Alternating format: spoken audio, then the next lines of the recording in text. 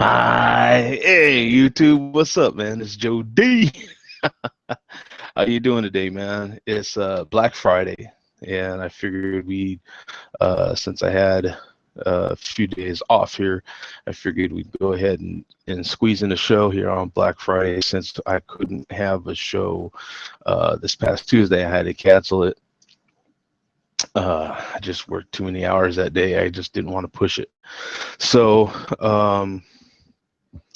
I am able to finally have a beer during the show, which is fantastic. So what I am going to do is have this 32 ounce uh, crowler of a beer that I got from Ballast Point, and it's that Victory at Sea Porter, 10% ABV.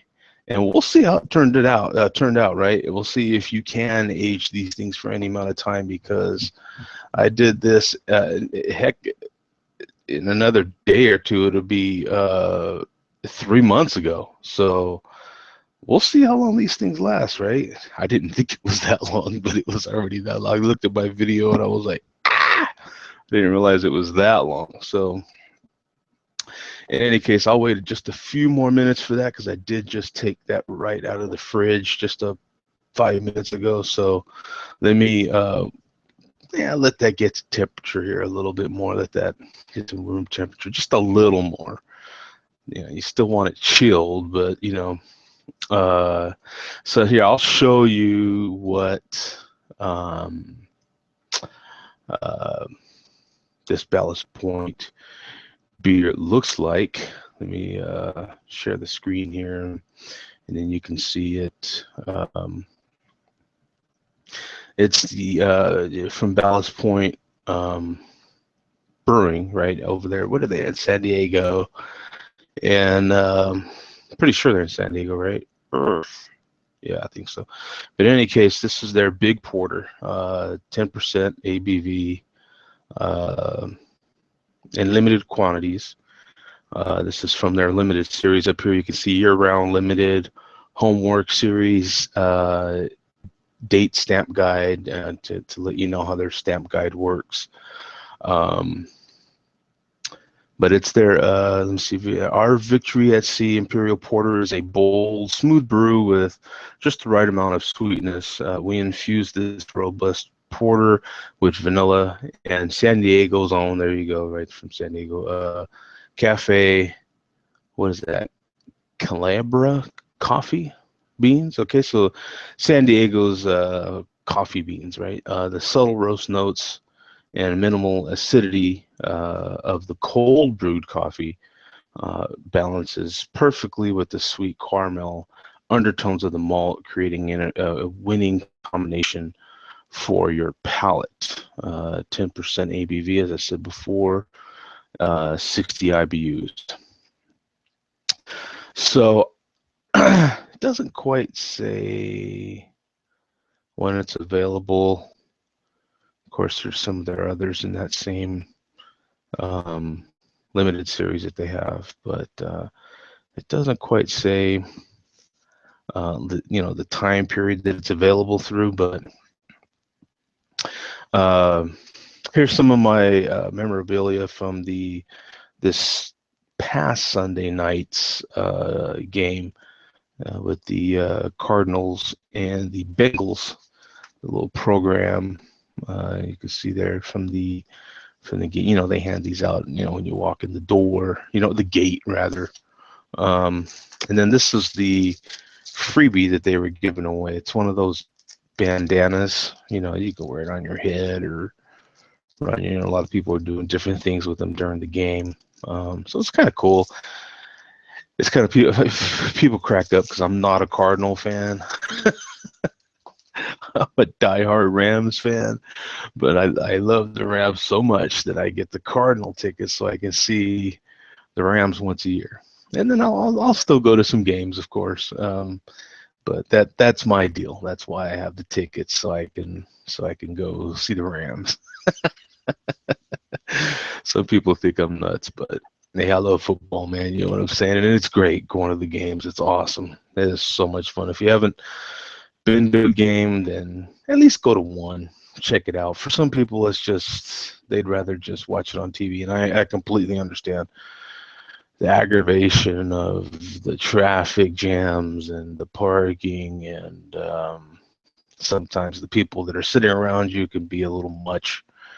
But and I get all that because yeah, you know, it can be. But for the most part, man, it's just a lot of fun.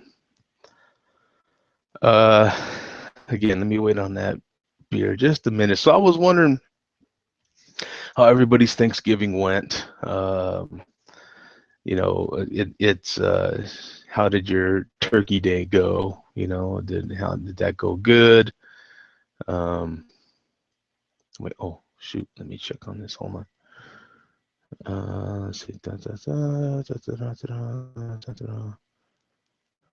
Okay, cool. Yeah, I have to check on these alerts.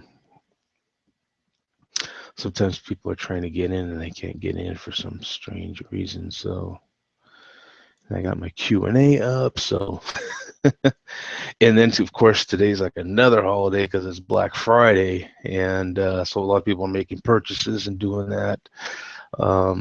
So, but I'm getting tired of waiting, man. So I'm not going to wait any longer. So I posted the video of getting this can on the 31st of August.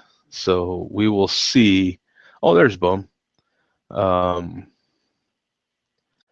Let's see. I love Ballast Point, Calm Before the Storm, which is the cream ale with a vanilla and coffee. Yeah, flavors added, just like the Victory at Sea Porter. Yeah. So we'll see how this works out because I have not had a crowler this long. So I posted the video on August 31st. So like I said, just a few more days and it would be exactly, what, 3 months. So you'll see with me how this turned out. I've got my Newcastle glass here, which I told you if I ever got one of these, I'd use it like crazy, and I have been. I've been using it. For those of you that have followed me that long. So I'm gonna let me see. Let me get okay. You always gotta have a towel for beer emergency, man. You know what I'm saying? You never know. I've done it before. Those of you that really followed me for a long time have watched me ruin computers over this deal, or keyboards at least. All right, so here we go. Let's see what we get. No smoke, but you know what? I'm seeing some pretty decent. Let's see. Look at that. Look at that. Look at that.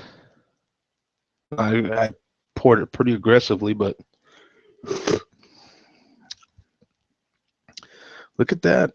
It's still in pretty darn good shape. Now, one problem I can see you're already going to have if you're not drinking this with a few people is, yeah, see, there was a little splash. Yeah, you know, just from opening the can, a little splashback. Took care of that real quick with the towel. Look at that. I mean, this is right. That's pretty good for 3 months in the crowler. And for those of you that don't know, I didn't know even when just 3 months ago, I didn't quite know how this works. So I got this at Whole Foods. Now they have them at different breweries and bars and whatever all over the place. You check in your area, but at the Whole Foods when I got this, they had just the can. Labels were separate, and then they put the label on. So they had just the can part, and the top was off. Any beer that they had on tap, they would put in this, and as you can see, this is 32 ounces. So they would put any beer that they had on tap in here, and then they had a machine in back of it, just a real mechanical machine. They put it in there, and it spun it like twice, I believe, really in different ways or something, and it sealed it. Boom, done. That was it. It was super simple. It was really cool. So I've still got a pretty good amount. I think this is still up to here. So I still got maybe another beer and a half. And that's the only problem I can see if you are drinking this alone. This is just kind of sitting here open. at this point, so you do want to get after it. Still getting some really good notes here.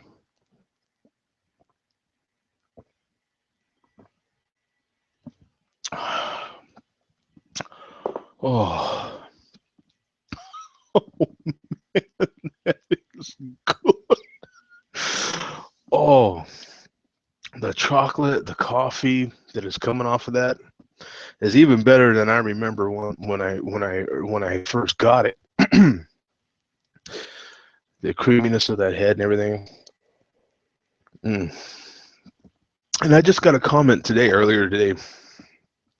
Someone was commenting on one of my really old videos that how do you taste anything when you chug stuff like that? I'm like, I don't know, dude. It's just the way I do it. Sorry, you know. You know, how do you taste it when you just sip it? For Christ's sake, you ain't got nothing in your mouth. I mean, you gotta put it in your mouth to taste it, right? But you want it all in, man. You know what I'm saying? Anyway, but this is, I mean, I love the color on this.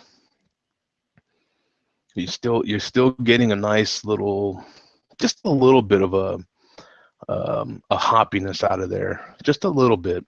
But the chocolate notes, um, the smokiness, yeah, is it smoky? I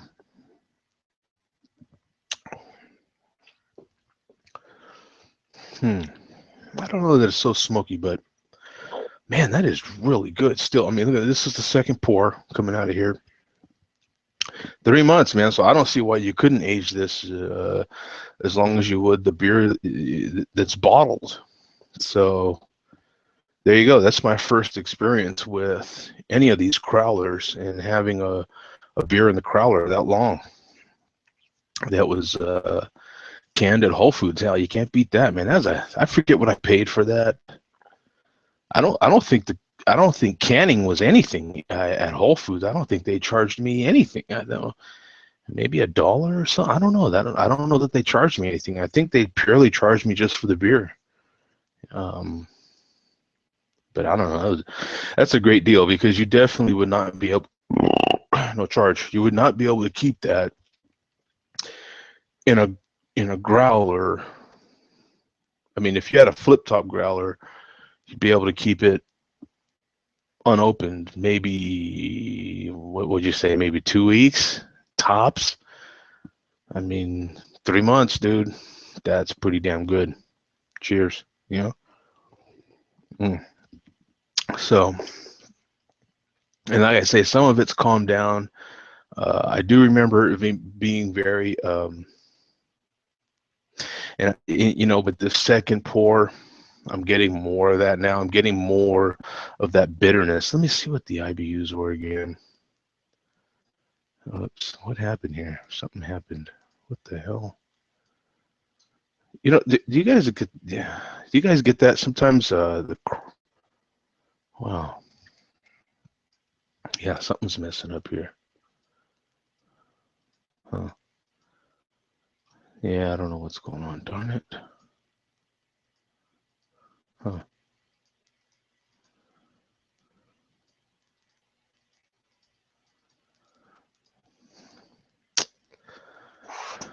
Let me see if it's maybe just this. Oh, maybe it is. Yeah, maybe it is, huh? Yeah, apparently it's just my mouse. Never mind. I'll use my trackpad. But let me see if it's yeah, 60 IBUs. Yeah, now with my second pour, I'm getting a little more bitterness.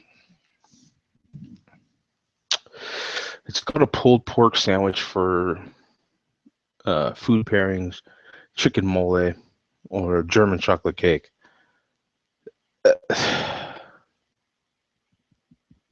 I don't know that I'd pair it with dessert. I really don't. I don't know that it's that. That first pour was really desserty, really chocolatey. This one's not as chocolatey. And I would imagine it's a little more beer. So I would imagine that once this warms up more, and that I'll be getting more bitterness and not, and maybe some more of those chocolate notes will be coming through. Maybe some more of that coffee will be coming through. But in any case, so it bums there. How was your Thanksgiving? And go ahead and type that in real quick. And I have a question. I'll see if I have a few questions. I'll see if more people show up here. But I like to keep a few questions here, so I'll save that though. Did did anybody go off for Black Friday and take advantage of those really good sales on the TVs and so forth? I know there was some good sales on hell, most popular sizes, right? From 32 to 40 to I think I saw some really good ones on 50s, 55s, all sorts of sizes, right? I mean, there's heck, I think there was a 50-inch. Someone was selling a 50-inch for, I think it was 250. Was that right? Somewhere, I don't know. There was some really good sales. Um, I didn't get out there, take advantage of any of that. Um, no other reason for me to, staying here at the hotel. I've already got a flat screen sitting right here next to me. I don't really need any of that stuff right now. So soon enough. Really good. Plus, you don't want to hit it like that too hard because it is 10%. I'll come back and bite you here in a minute. So uh, there was one deal that I thought about taking advantage of. I guess I still might. I'm still kind of on the fence. I used to be a big gamer, yeah, Xbox console gamer. And when they switched to the Xbox One, when they finally came out with that new system, and got off of the 360, that's kind of when I just stopped because the price was so ridiculous.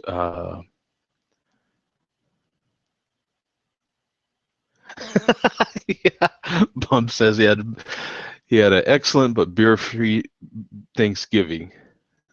So he's gonna make up for it tonight. Yeah, cool. That's good, man. Yeah, cheers. Because I am too, man. I don't get too many shows where I get to actually drink on them anymore. So this is one of those rare ones, and I'll take advantage of it. Um, but they came out with the price. If you remember, it was like $500.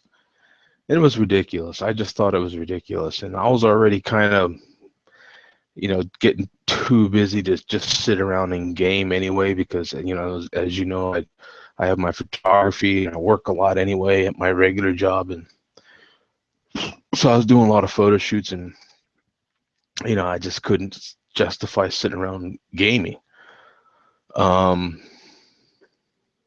but I do end up with these weekends like right now uh, where I kind of been thinking about, if I had an Xbox, maybe I would.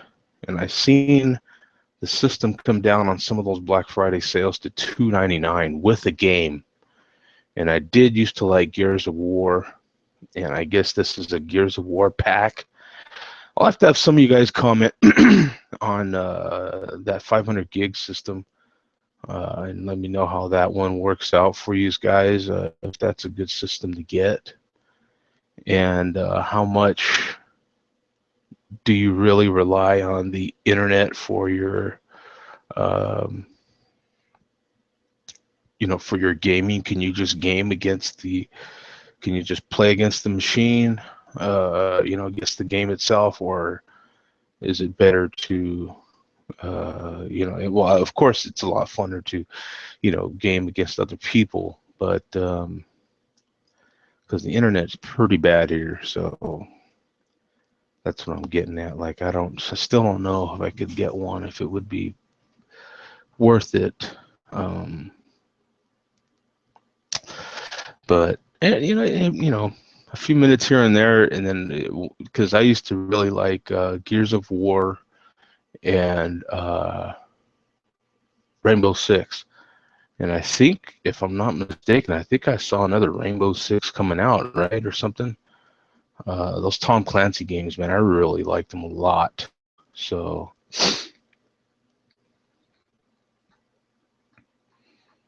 oh yeah, see, and this guy, he's talking about. Oh no. That's something different. Sorry, just had a name close to it. Now, for those of you that are photographers, now Adobe was selling their photography pack. And I think they were selling that for under, I want to say it was $89 for the year. So they were selling Photoshop and Lightroom for, with the, what do they call that cloud? They've got the, I forget what they call it, but with that cloud backup system or whatever they got going, Adobe does, they were selling that for a year for $89. That's pretty good as far as I'm concerned. And I meant to sign up for that. Maybe I can still do it today, because I might even take advantage of that one, because that's a pretty good deal. So if you're into photography, you're thinking about getting into it or something, that one, to me, in my opinion, gives you the two most important things if you're into photography, and that's the Photoshop and the Lightroom.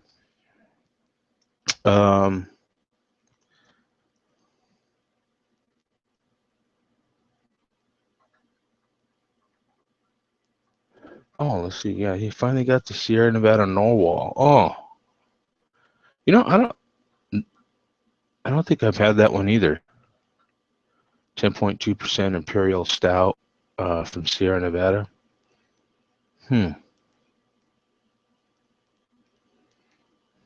Yeah, let me know how that one is. I don't think that I've had that one either, man.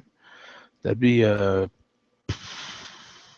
and I don't know. I don't know how. Maybe I have. I'd have to actually go through my videos and check it out. I don't know how, because as many beers as Greg has had and he has posted, I don't know how he keeps up with them all. He does too. He remembers like how many beers, what beer he's had and the different varieties. And man, once it gets past like a year for me, man, I'm like, I didn't have it. And then someone will point out to me that I had that, and then I'm like, oh.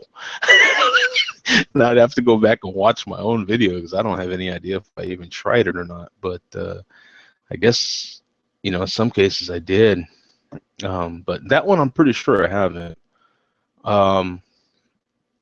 There's one that I have not tried, and here's a little posting for it, and we'll check this out together here in a second.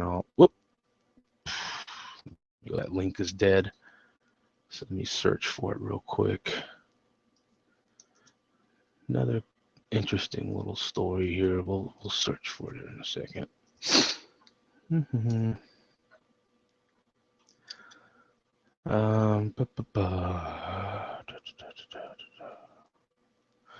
Well, let's check out this link, and then we'll check out this link. We'll check out two of them. Now, this is for sure one that I know Greg has had, because he's talked about it a bunch on this show. So let's share the screen and talk about it. It's Samuel Adams' Utopias, and all these darn little pop-ups that they have. So it's that familiar bottle, but it's back, I guess. 28% ABV. Beer is available nationwide. So let's see. I have not read this yet. Actually, I meant to do it and I didn't read it.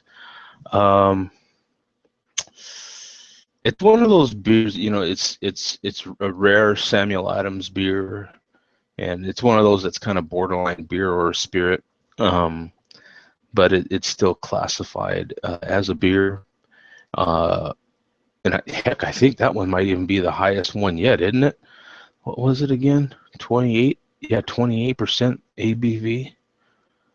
That might be the highest yet. I don't know. But it looks like from the initial headline there that they might. Welcome, the makers of Happy and Merry. Oh boy. Oh boy.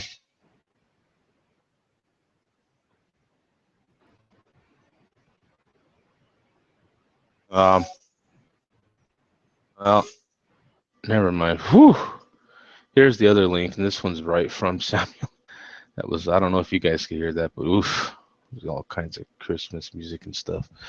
I'll just put in the old date here. Enter this. This is right from Samuel Adams' website, so you can see the link up there. It says sweet fire with a rich malt and woody complexity. Sam Adams Utopias is unlike any other beverage in the world. So, and then I guess they have this thing here, you can find it near you, and that's exactly what the bottle looks like. If I remember right, you can also get it in some packs where it comes like with a couple of shot glasses.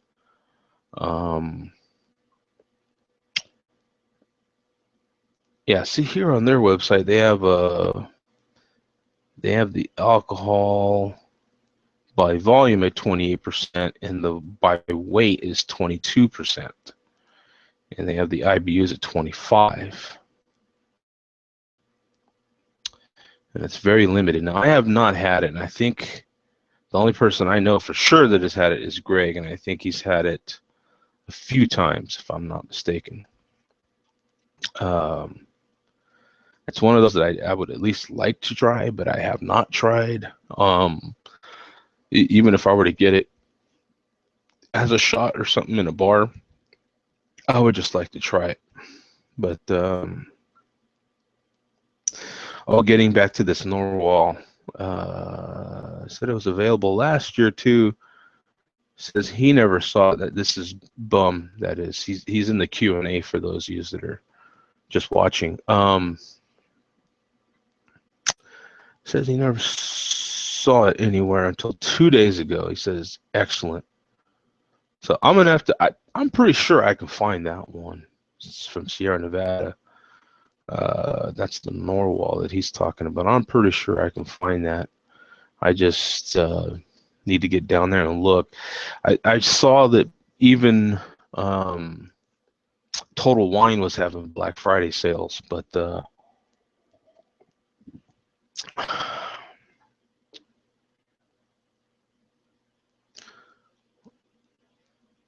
wow, they have not updated their website in a while. Apparently, Sam Adams, because it's a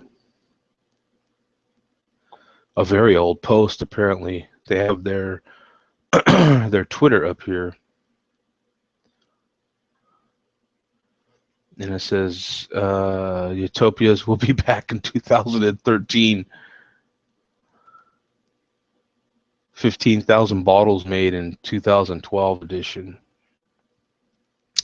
Wow, that's a little out of touch. So I don't know how much I trust any information that's on here right now. That's pretty ridiculous, actually. But there's the okay. Look at it. Maybe the top. I don't know. I could swear that I've seen it in packs where it comes with a couple of glasses like that. So I don't know what the deal is with that part, but just to have one of those bottles would be very cool. It's one of those once I do get my house and get all set up again, you'll see how I've got bottles that I collect, just different beer bottles that you can't even get anymore. Some of them are from Sam Adams. Their chocolate Bock used to be a specialty beer. Used to only come out once every 2 years, 3 years, something like that. And now they have it in one of their packs, and it's not really that good anymore. Not like it used to be. That's a shame. Oh, here it is. Yeah, their chocolate Bock. I'm looking at it. I wasn't showing you guys. Sorry, but I'm looking at their website here for the Utopias, and I don't see where they're saying you could actually order it from them. I think you just still have to find a A beer store near you. Let's see, let me enter the zip code here and see what it says. Well, I'll be damned. It says there's one literally down the street from me here. Huh. Maybe I will check it out. I don't know how expensive it still is. I would imagine that it's still, what was it, like $200, something like that? If I remember right, it was roughly $200 for that bottle.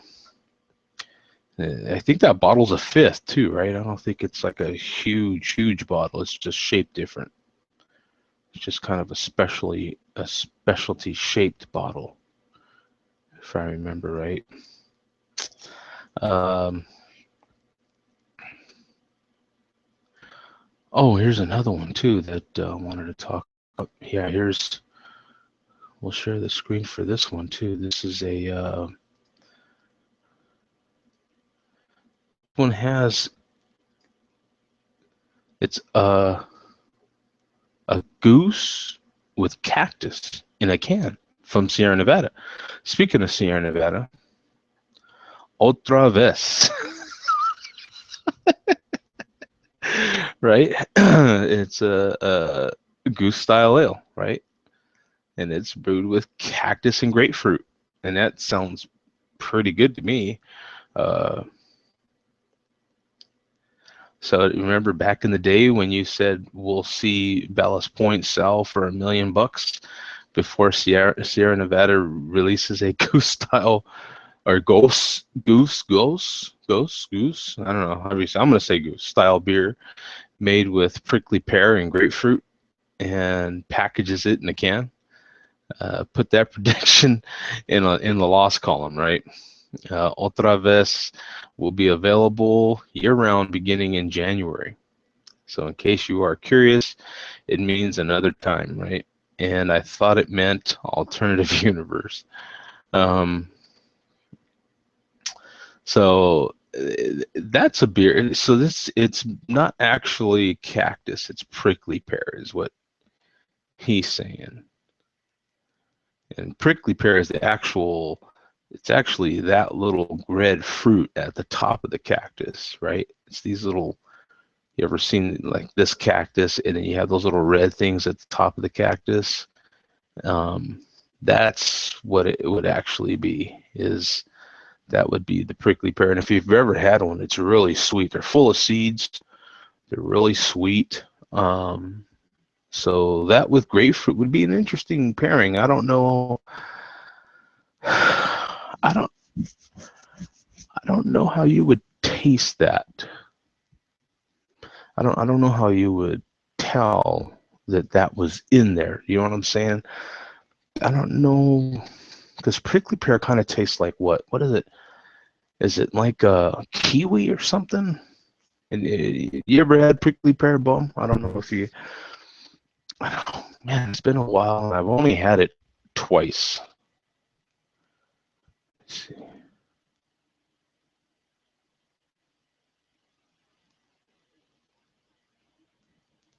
Oh, he said, "Oh, I didn't see this coming."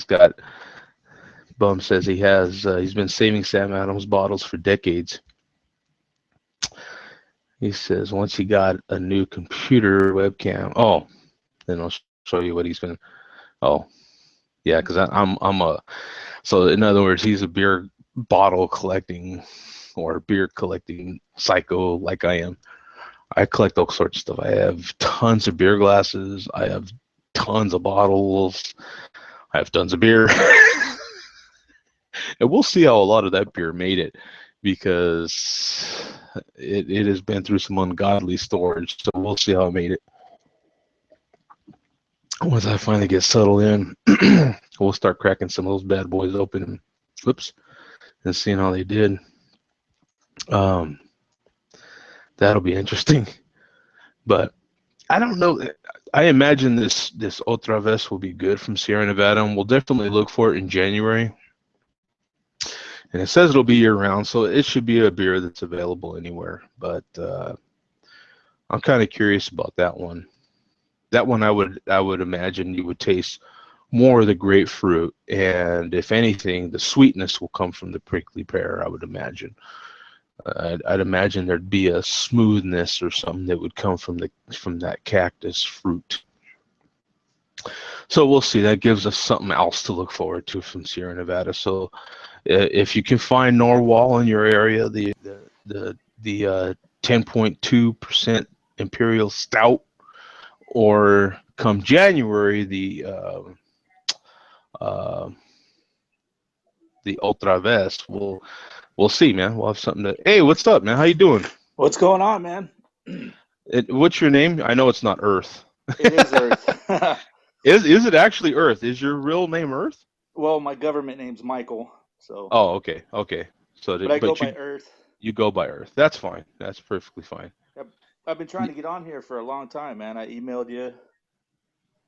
Oh, have you? Yeah. You know, man, Google is still weird about this. They don't make it. It's funny because it's a one-of-a-kind service, right? There's nobody that I know of that offers this kind of. Well, Skype, you can do this sort of thing through Skype, of course, and you can do this sort of thing through a few other little services that are paid, but they have very limited users.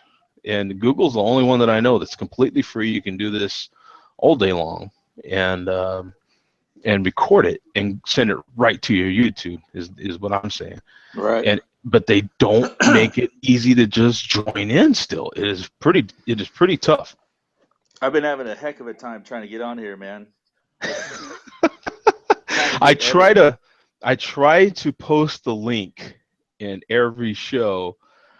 So if you've seen at least the show posting, that you can at least jump in. You know, you click that link, and people tell me that you click the link, and then that'll take you right to you can just join in. Right. But if you don't know that, then it's still difficult. Well, I'll see what happens next time when I try and get on here, man. But I'm trying to get on YouTube and the Hangouts and the little app, and I think I found it. I think once you do it a couple times, then it's a little easier, but still, man, it should be way easier than it is, you know? Yeah, I was getting a runaround, so I was trying to figure out how the heck do you get on this thing, man. I'm going here, it takes you to the other thing. I'm like, man. So what are you drinking right now, Earth? I got it's Coachella Valley Condition Black. Oh, really? Now, so that is, I take it, in Coachella Valley. Right. This is a black IPA from them. Okay. Let's see. Any little details you can tell us about it, or? 8%. They just dropped this batch, I think, like 2 weeks ago. Oh. So it's real fresh. They hopped it up because the first time they had it, it was more of a porter, more malty. Mm-hmm. Didn't really have the hoppy IPA part of it. Mm-hmm. But this one's got the IPA side of it, and it's real tasty. It's one of my top beers. I love it. Oh, nice. It's real good. What does it run you for a 6? Or does it come in a 4? This is just a bomber. Oh, it's a bomber. Okay. Yeah, 22-ounce bomber. So they don't have this one in 6-packs yet. They have a couple of their core beers. They just released in 6-packs a few months back, but this one ain't in 6-packs yet. So when it does, I'll be getting some of that. Trust me. It's real good.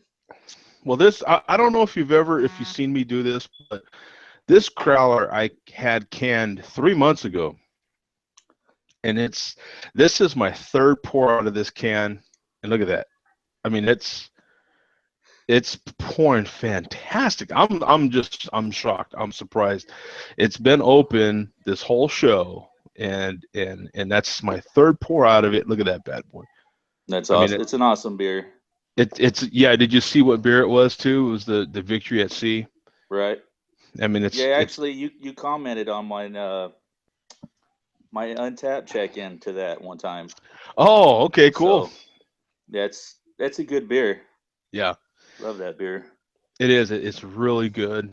And if I make it through this one, I'm gonna crack open my other one that I had canned too that same day, and that other one was from local brewery here in Arizona, from northern Arizona, up in um, Flagstaff. So no charge. So I'll have that one as soon as I finish this one, if I'm still, standing upright or sitting upright. So you're in California, I take it? Yeah, I'm in SoCal. I'm well, you drive over to Indio, don't you? I To do. Yeah, I'm West Valley, so I'm in Cathedral City. So a couple cities over, I'm And right I'd there be, in that area. yeah, and you'd be in the same area. Right on, man. That's Yeah, good. yeah. So you probably It's passed me once or twice and didn't even know it. Yeah, didn't even know it. Right? Do you drive So truck or what? I don't drive truck, but I used to tow back in the day. So Ah, I okay. used to be up there in the Scirocco Summit area a few times and stuff like Yeah. that. But So you know right where I go then, right to that Chevron station there. yeah, it's been a couple years since I've been out that far out. But yeah, I know where you're at out there. But that general area. For Yeah. those of you that don't know, I go to a place called Scirocco Summit every night, and it has a General Patton's Museum, and it's pretty cool if you haven't been to check out all the tanks and all the memorabilia that's from what is that, World War II? That something like that. Yeah, I Uh, think so. Yeah, but they got all it's the tank shells and all that inside. yeah, they got all kinds of stuff over there. So if you haven't been and you're going through that area to some of the popular concerts and all that sort of stuff that they have out there, all that hippie stuff. If you're on your way to doing all that stuff, then you might pop on in there to, or if you're driving from SoCal to Phoenix or Phoenix to SoCal to go to Disneyland or whatever, check out that General Patton Museum. Something to do. I like the color of that. Yeah, it's a beautiful looking beer. It's pretty sticky. It's got some legs on it. Oh, does it? Yeah. Okay. Oh, and what was the ABV? I'm sorry, I forgot. Uh, it kind of varies, but it says 8%, but I think it goes up to 9 sometimes depending on Okay. the batch. But I might have to send you a bottle, man. It's really good. This is my favorite black IPA right now. But there's some blacks that are really that that one varies a little bit. Some of them can be kind of thin. Um, some of them can be kind of smoky, but not a not a meat smoky, more of a wood smoky. More of a campfire type smoky. So it's really interesting the variance you'll get inside of a black IPA. Yeah, this one, the first batch they did on this, it wasn't, you didn't get any of, well, I didn't. I didn't get any of the IPA character out of it. It was just more of a porter stout side, real Hmm. smooth. But this one, they said they hopped it up, and they did. This one actually has the IPA flavors Okay. to it as well. So would you say, did we cover the IBUs on that? Would you say it's about 60? Because I mean that's kind of where IPA should start, right? they they have it rated as 100 Oh, okay. All right. So IBUs. it's definitely high hoppy then. It's definitely Eh, I don't really think it's that high as far as what you taste and what you experience, but maybe it's just how it's blended. It's real smooth. So it's okay. if you had a regular IPA and you were gonna base IBUs on something, I would say more like 60 range on what you Okay. experience, what you taste. But it Okay. says 100, but it doesn't go down like 100 IBUs. Yeah, because 100 is definitely like a ah. Right? You can't hardly get it off the top of your lips there, man. The front of your lips. You know what I'm saying? You're like, whoa, Whoa, yeah. okay. It's got, for those of you that don't know, something that's that hoppy. Well, for one thing, it's the IBUs are international bitterness units, and it's just a way of rating a bitterness of a beer. And so the closer to 100, or the higher that number is, the more of a kind of a lip punkery type of lemonness, not lemony, but that's the wrong way to describe it, but just kind of a lip puckerness type bitterness you get to it, right? That's the way only way I know I can describe it. It's hard to explain. Yeah, but the higher that number is, the more likely that, in my experience, if you're not a craft beer lover, the more likely you are to not enjoy it. You know, the lower that number is, the more likely you are to enjoy it. You know, which is funny because I don't know about you, Earth, but in my experience with people that don't drink craft beer, they say they don't like dark beers, and I always challenge that because I'm like, you know, those are the ones that are going to be typically more malty, a little more roasty. You might actually like them, Right? you know. I think they're scared of the old adages, and I don't know. I think more people are getting into them, but yeah, it's gonna take a while, but they'll get it. Yeah, yeah. Well, it's with the popularity of craft beer right now. It is just, I don't know hardly anybody that doesn't at least drink craft beer, even if they don't necessarily like beer. Even if they are more of a wine person, they seem to be going more towards craft beer. Out here, it's definitely exploding. It's everywhere. Hmm. Everybody drinks it. And okay, even out in your neck of the woods, it's cooling off a little bit, right? So some of the big heavier beers are starting to come into play, right? Right. And I mean, I can drink stouts during the summertime anyway, so it doesn't really Hmm. bother me. Um, but yeah, I mean, I have a buddy who drinks Bud Light, and I take craft over to him, and he loves it. You know, he drinks it too, but I guess he can't afford the price tag half the time, Yeah. so he goes to Bud Light. And that's the thing with most of us, right? Like there's still the reality side of it. Some people are pretty hardcore, and for them it's like they just can't see themselves doing that anymore. For me, I mean personally, I know I'm not real stuck up in it. You know what I'm saying? I still, typically, especially on Sundays, when I go to my favorite bar, I typically will have Miller Lights because they're 22-ounce pour for $3. I'm all over it. You know what I'm saying? Or 250, something like that. I don't even know what the price is. All I know is it's cheap. You know what I'm saying? So I'm all over it, man. You know. I haven't touched a I haven't touched a macro since February. Oh well, you're doing. I Hey, cheers Yeah, to you, man. I We try should. to I try to stay away from it, but who If knows? Barrick was here, he'd give you the old applause. I don't even know how you do that. I Yeah. don't even see the applause on here. But in any case, yeah, he'd give you the old applause. I need to register these beers with Untapped. As a matter of fact, I haven't. That's I'm not being diligent with that right now. So how was your turkey day? It was awesome. Yeah. Stuffed as usual. All the fixings. Everything was nice. Yeah. So Lunch do you? today. Oh yeah, I was just gonna ask. So Yeah, leftovers. you brought home leftovers, or did you have it at your house? Well, we didn't go anywhere this year, so we just stayed here nice and private and whatever. So Excellent. Let me take a. I'm sorry. Let me take a picture of this and stuff. Let me make it all an official posting here. For those of you that don't know, I and Earth does as well. Use Untapped.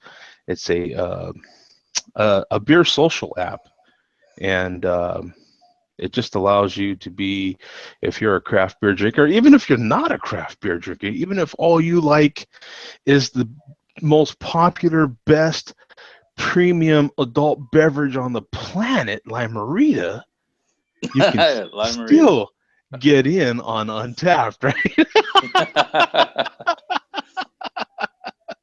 That's right. So, yeah, I'm Joe_D on Untapped. You're more than welcome to friend me on there. It's a great app. You get on there and whenever you drink a beer, wherever you're at, you can take a picture of it. You can not take a picture of it and post it on there and see what other people are drinking, see what your friends are drinking, and it's just something to do while you're drinking. Sometimes you're not really doing anything, but it's just kind of fun to post them on there. So It's kind of scary to look at your beer list after a while, though. sometimes there's some point where it comes in and it's like it's working against you, right? Because it's like, if this fell under the wrong hands, I could look like a damn alcoholic. you know You never um, know. Yeah, because there's some serious people on there, man. I don't know how on God's earth some of the people that I follow, or some of the people that even follow me, I don't know how they even afford to drink those beers as often as they do. But I noticed Bum has a nice little selection going on.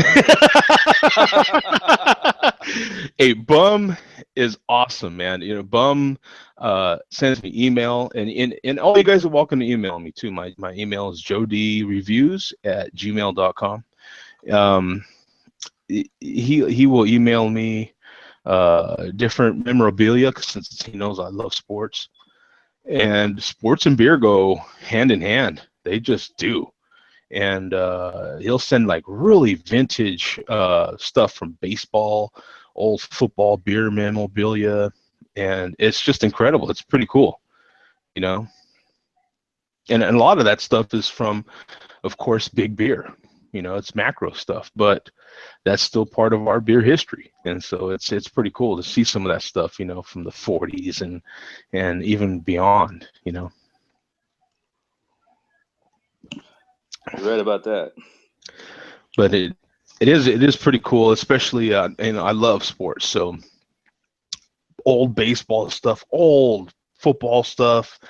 You're just like, wow, man, this is cool. You know what I'm saying? So, it's part of all that beer history. It's just another thing to talk about while you're enjoying good beers. Yep. Just another thing beer brings you together on. I mean, that's it. You know what I'm saying? Like, we get over the years, and that 346 you're seeing Earth is a real number, and it even goes beyond 346 shows. That because we did this show on Stickam years ago, and you weren't able to record it and keep track. So I don't know how many we've been. I don't know how many more shows there's been than that. But we've had all sorts of people on here, all sorts, from whatever, and I don't give a rip. You know what I'm saying? What all brings us together is beer, and sitting at our virtual table here in a safe environment and enjoying it. We've all found common ground somewhere. I've actually been watching these videos since I think I started around 170 something. I've watched pretty much every Wow. one of them. Hey, well, cheers to you, my friend. Yeah.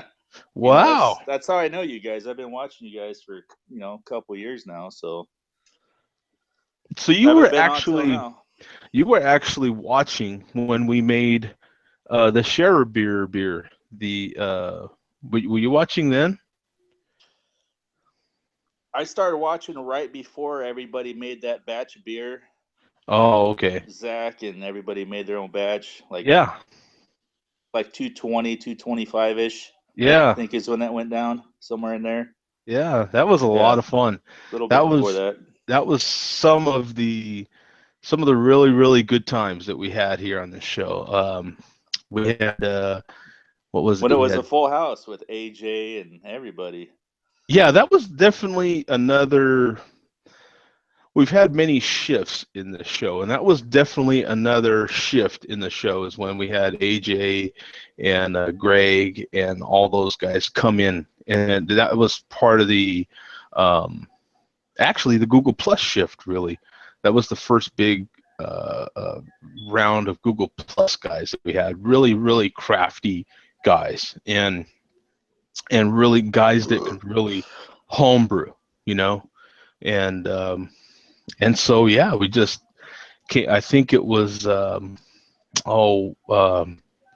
what's his face from Texas that came up with the idea to Skyler. Skyler, there you go. Yeah, to make a beer. And since Skylar had that connection with the recipes, he kind of put that part together, man. It was great. That was great. Yeah, those were good Oh, shows. that was great. It was so interesting to see every week what process everybody was in, and then at the end of it, we sent the beers off to everybody. We tested it together, and of course, we had to take Zach at that time. He didn't have his brewery. We had to take Zach and just say, okay, you're in a different category, dude, because this ain't fair. You know what I'm saying? And with that aside, once we put him aside, you know what I'm saying? I mean, all the other guys are really comparable to each other, just different varieties with the same ingredients. I thought it was so interesting with the same darn ingredients, how the beers would turn out differently. You know, from different parts of the country. Really interesting, man. Really good. Really good. You know. Yeah, that was good stuff. I remember that was good shows. Um, Prior to that, we used to have some of those shows, man. I'm glad that they weren't recorded. They were like a party. They used to go on forever. Some of those shows were nuts, man. I Yeah. wish I could have gone on back then, man. Yeah, some of those were nuts, man. Oh my God, yeah, they were. Yeah, I'm glad those aren't. You know, those are. Woo. Off in the clouds somewhere to be lost forever, I hope, because but they were a lot of fun, you know. Um, but no, hey, I'm glad to hear from subscribers like yourself, man. That is awesome. Thank you for your support, brother. No problem, man. You guys put on a good show, you and Mark, usually every week, and I enjoy it. Gives me something to look forward to, you know. Like you said, watching Zach go from brewing in his garage to having a full-on brewery and stuff now, it's amazing. You know, you've documented that whole thing on your show, so It was that's pretty so cool. cool because when Zach jumped in, and like I say, it was that whole group all kind of joined at the same time. And we've gone through phases like that. We're in another phase right now where we're getting a whole different group of people, right? But it's gone through little evolutions like that. And when Zach jumped in, it was great to hear because when he joined, he was a beer reviewer himself. He was a beer blogger, and and then he brewed on the side as well. And it was really cool to hear from him. And then, like you said, to follow him go through all the different stages of wanting to be a brewer and wanting to own a brewery was a lot of fun. And I'm really hoping, I'm crossing my fingers that next year is the year I get to go up there, and I want to put it out there so as many people can meet up there as possible in Denver and check them out at the same time. It's so much fun, so much fun, you know. That would be awesome, yeah. I would love to get up there too sometime if possible. Yes, I'm hoping to put it out there with as much advance notice as possible, and just blast people with it every show. Just, hey, we're gonna go up to Colorado this day, this day, this day. Let's all meet up there. You know what I'm saying? And just put it out there, and it's gonna happen. It's gonna, trust me. Next year, it's gonna happen. That'd be insane. I'm determined. So I'm hoping. I'm hoping sometime next summer.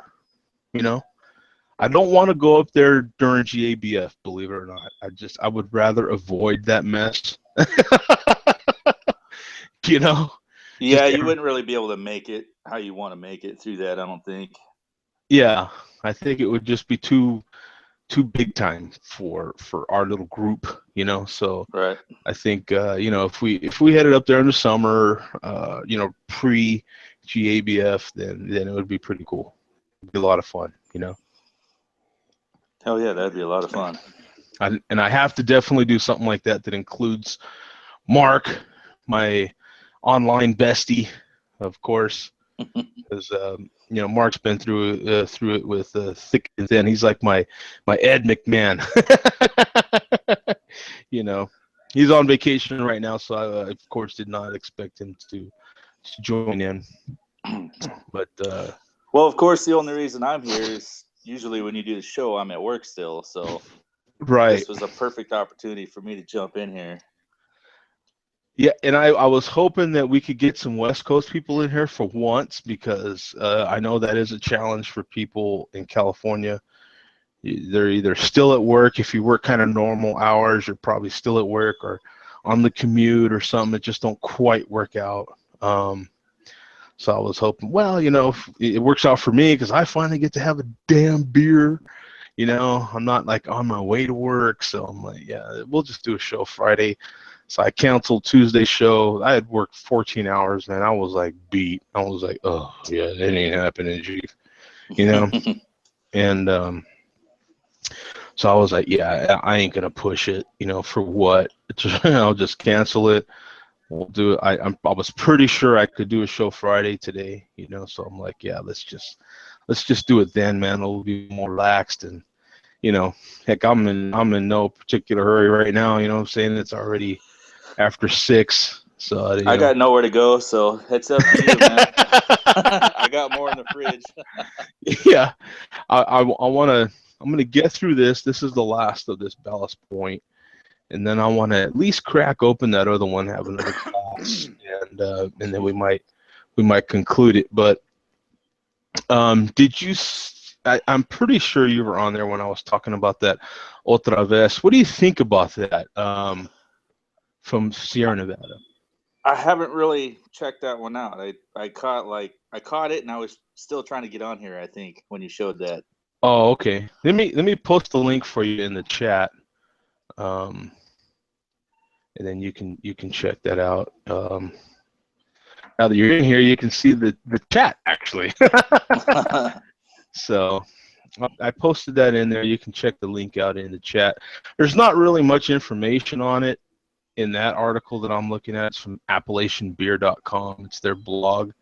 All they say about it really is that it's going to have, it's made with prickly pear and grapefruit.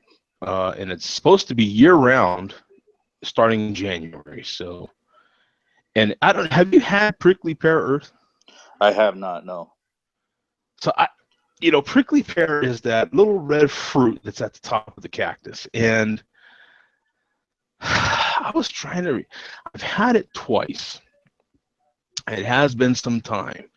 I remember it being really sweet, really juicy, and really full of seeds, like a pomegranate almost. Not like a pomegranate, but kind of. It was red on the inside. The meat of it was red. And I want to say it had a kind of a kiwi fruit type of consistency to it. It was sweet, that's for sure. But I don't know that it had a taste distinct enough that you could say, if you were blindfolded, you'd say, oh, I just had prickly pear. You know what I'm saying? What style is that? Now, what do they call this? A ghost? A goose? Goza? Goza? Is that how you say it? Okay. I'm glad you were here to correct me. Yeah, I think that's how you say it, Goza. Gose? I think it's Goza. Goza? Okay. It could be like a sourish, kind of sweet, maybe. That style kind of, it goes all over the place depending on what you're getting. Does it? Okay. I've had. I don't really think it lands on any spectrum really for me. I've had it and it's been all over the place. So, but I'm not a professional, so I'm not either. I don't know. I am not either. Now, some people take me so damn serious, man, and I'm like, no, man, that's not me, bro. Like, I'm just kind of an average blue collar truck driver that reviews some beers. You know what I'm saying? And people happen to watch a little bit. You know what I'm saying? Like, that's, but some people take me as gospel, and they're like, you suck, you. And I'm like, and I know I suck. That's the point. You got a YouTube channel and you review beers. You have to know this. It's like, yeah, it's funny because YouTube has gotten so popular, and I think some people really watch it like it's a real station. I mean, it is on your TV now, so I guess they take it like it's really it, and I've been a partner for a long time too. I get paid a little bit, but it ain't much, man. I mean, it ain't much, and I, I don't know. I guess they take it as like it's gospel, and I'm like, no, man, no, that ain't. Hell, I'm asking questions as much as I am, anything. I know a little bit, but just enough to be dangerous. Really, I mean, That's what it is too. Yeah. I think everybody's just out to hear the opinion and try to form their own. I think that's kind of why they watch, everybody's beer review channels.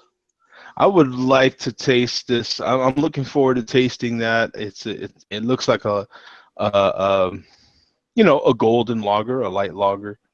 I would imagine with prickly pear and grapefruit that you're going to taste, excuse me, more of the grapefruit than you would prickly pear. I would imagine maybe it would get some of its like body or some of its sweetness from prickly pear, maybe. But I don't know that you'd be able to go, oh, that's prickly pear. You know what I'm saying? I don't know how. I don't know how you're going to mix that with grapefruit and go prickly pears in there. If you can do that, you're the man. You're the shit. I'm just going to say it. You know what I'm saying? Because I don't know how you do that. Go take the test and be a Cicerone. Yeah, because that is some crazy stuff right there. Now, have you had Sierra Nevada Norwal? That's what Bum's having right now. I just had it the other night, and I had it a while back. I picked up the 2015 version of it. It's one of my favorite stouts. I like it. It's real nice. A lot of chocolate. Mm-hmm. A little bit of coffee. Real smooth, easy drinking, even for a 10.2. I like it. I think you'd like it. Yeah. Now, see, that's what I can say. Well, I can't say this one's real smooth. This one does. Victory at Sea does hit me a little bit with those IBUs. Those 60 IBUs, you taste, to me, every single one of them. You know what I'm saying? Like, it's definitely a hoppier type of porter. Yeah. See, he sent me some really cool. I'll tell you my view of that. I bought a 6-pack of that, and I've also been to the brewery, so I've had it on tap there too. Oh, nice. Yeah, tell me. When you have it fresh, it's super coffee forward. I mean, the coffee's just popping out of that thing. But I bought a 6-pack of it, and obviously the first one was pretty fresh, coffee forward. You get the whole porter and all that. But by the time I got to the last one, because I had it in there, I got a bunch of other stuff in the fridge too, so I kind of vary everything up. And by the time I got to the last one, the coffee was already faded. So the coffee does fade pretty quick on that. So, if you get it quick, if you get it fresh, it's coffee forward. Coffee's like huge up front, first thing you notice. But if it's a little aged, it might be a little faded. That's funny too, because I don't know if you caught that first pour I had. The first pour I had was better than I remember even having it when I had it, at Whole Foods. Now, all the other pours that I've had were as I remembered it as I was having it. You know what I'm saying? They were, you can get a little, I mean, but you have to be looking for it. You have to know what a porter is and be looking for that. Know that, okay, there could be coffee notes in here. There could be some chocolate in here. There could be some smokiness in here. If you're familiar with the porter style, you're looking for all these different things, right? When you know that, you're kind of looking for it, right? You're hunting. But initially, it's a hoppy porter to me, Okay. That first pour, though, was so chocolatey and so coffee. It was really nice, and I wish that would have stayed with it, but it hasn't. You know what I'm saying? Like you said. That's interesting. Yeah. I usually get the astringent bitter from the dark roast part of it. I don't really get I don't know if that's what you're getting from the Maybe. bitterness. That could be. That could be. That could be. But if it's super fresh, if you get that super fresh, it is huge coffee wafting off of that thing, and that's like pure coffee. First, Nice. that's what you get right off the jump is pure coffee. Nice. But it does fade after time, so I have noticed that. Yeah. Now that's one of those where I kind of wish we had one of our home brewers in here. Um, they would give us more knowledge on maybe what part of the brewing process that they added that, and that's why it's fading. Especially Zach. Zach could tell you all that stuff. You know. So that part is nice to have them in here for sure. And I wouldn't doubt if some of them are actually just watching and not just jumping in the show right now. But Yeah, they're probably talking into the computer screen right now. It's this. yeah. Let me show you really quick some of the memorabilia that Bum does send me. So he sent me some more right now as we're talking. Man-sized pleasure, Falstaff. This is from Falstaff Beer. Watching the St. Louis Cardinals, which we know now as the Arizona Cardinals, right? And this you That's see it, crazy. America's premium quality beer, and this is from Falstaff Brewing. Pretty cool stuff, man. And then this is the same brewery, right? Follow the Chicago Bears. It's just really cool. I just dig this stuff. I just think that and you're not going to get this, unfortunately, from craft beer. It's just too small. It doesn't have this history, but and that's why I talk sports so much on this show. Well, I try to when I can. I know some people aren't interested in it at all, but sports and beer, no matter. Excuse me, are you kidding? That's like a badge here, man. No That's like, charge. yeah, we're drinking beer, man. That's what you do. You know what I'm saying? We're not pinky out wine guys, man. This is beer. That's what you do. But in any case, Don't want to offend nobody. hey, if you're reduced to watching this on a Friday night, come on, man. You're not offending anybody. You know what I'm saying? You're offended already. You know what I'm saying? You're like, but that is no matter what. I mean, if you're in Europe, their version of football goes hand in hand with beer. It just does. I mean, beer goes hand in hand with sports. There's no denying it, and memorabilia like that is just awesome. It just is. It's just so cool, you know. And so Falstaff Beer used to be a big brewery. I don't know that you can find them anywhere now. I don't know that they make any beer, but yeah, Bum comes up with these different NFL schedules, and they're really cool. That old relic type stuff, that's pretty cool. I like that too. It is. I dig it. He sends me that stuff from time to time, and I really dig it. There used to be some others that would send me stuff like that, but Bum's the consistent one. He does it all the time. So it's just really cool to see that stuff. Let me kill this. Oh, there you go. That, everything being said, man, that was a Ballast Point from when Ballast Point was Ballast Point. Right. I know now they're sold, but that was from the original Ballast Point from San Diego. Pre-sale. That was one of their last pre-sale crowlers that you can get officially. When I think Ballast Point, that's the first beer I think of is Victory at Sea. Victory at Sea, is it? It's not even the Sculpin, it's the Victory at Sea. Wow. You should see their menu. Their menu, they have like 30 different versions of it, depending on the year and what they're doing. Oh, really? I mean, they add the gamut to that thing throughout the year, but you got to go to the brewery to try that stuff. Right. Wow. So when you go there, how many beers do they have on tap there, would you say? Man, At just any given time.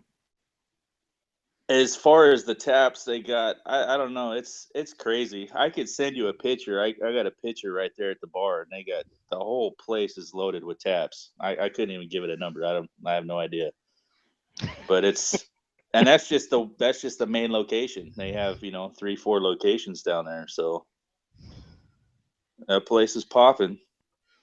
Wow. Oh, another thing, if you get to try their cheesecake, they have their Oh. Fogu vodka spirit cheesecake and horchata. Oh.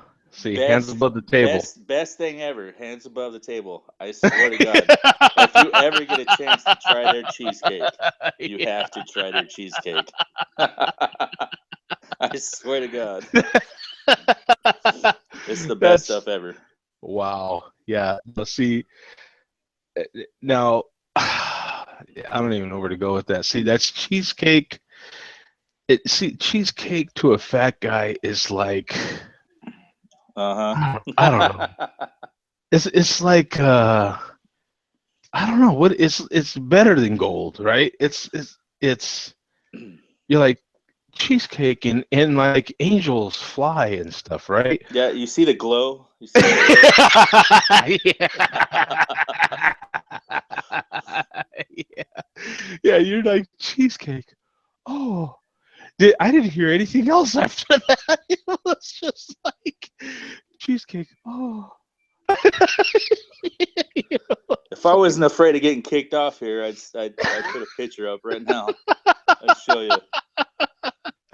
Yeah, I don't know how much food porn we can handle at one time, man. We've got to, you got to go in stages here. You got to go, a little at a time here, man. Because I might even get a couple of props, for the the photography side of it. I don't know. Oh, hey, yeah, you might. So, yeah, go ahead. If you got a picture, post it, man. I'm gonna be getting my beer, because I definitely want to get that on the show here. I'm on my cell phone. I'm afraid I'll get booted off of this thing. Oh, I see what you're saying. I'll send you an email or something. I'll post it. Okay. Yeah. I'll send you a picture of the bar too, and you can see how many taps there is over there. Oh yeah, that'll be cool. We'll definitely cover that. So this is my other one from Historic Brewing. Pie Hole Porter, 6.1%. What I remember of this one is just it was really sweet. But it was not too sweet. It was done just right. Really like the hell out of it. Let me do a little Google search of it right now.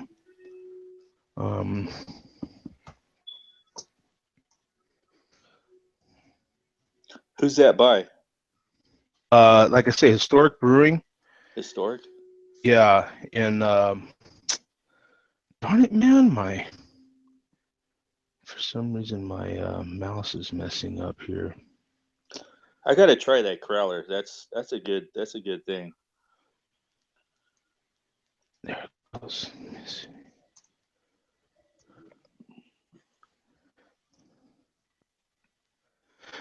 Historic Brewing.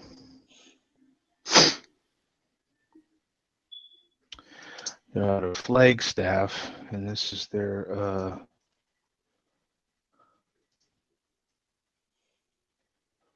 whole porter. There we are. Mainstays. Now you did see my posting on Samuel Adams, and their Utopias is back. Oh wow. That's a pocketbook killer right there. Oh yeah, now that one, I want to say that one's in the $200 range, and I believe that's a fifth, is it not? I'm not sure. I haven't even been close to the realm of even trying that. Okay, so here we go. We're on Historic's website. I'm right at the Pie Hole Porter here. So this is a cherry vanilla porter. I don't remember this one being cherry. I think this one comes in a couple of variants, and one's vanilla porter and one's cherry vanilla and one's not. If I remember right, I could be completely wrong. But pie hole porter could mean definitely that it's always cherry. But cherry vanilla. But in any case, I do remember it being pretty sweet. 6% ABV, 20 IBUs. Availability is year-round. This is historicbrewingcompany.com. And if you go to their website, I love the photography here. It is great. You don't have to go through any of that like age stuff and all that. At least I don't remember I did. Yeah, we all hate that. It doesn't make any sense to me. I don't get it. I never get it. I never understand it. But in any case, they have their beers right here. First thing, boom. They have a podcast even. I didn't realize that. But they're out of Flagstaff, Arizona, which is northern Arizona. Up there, it's pretty goddamn cold right now. It's snowing and all that stuff up there.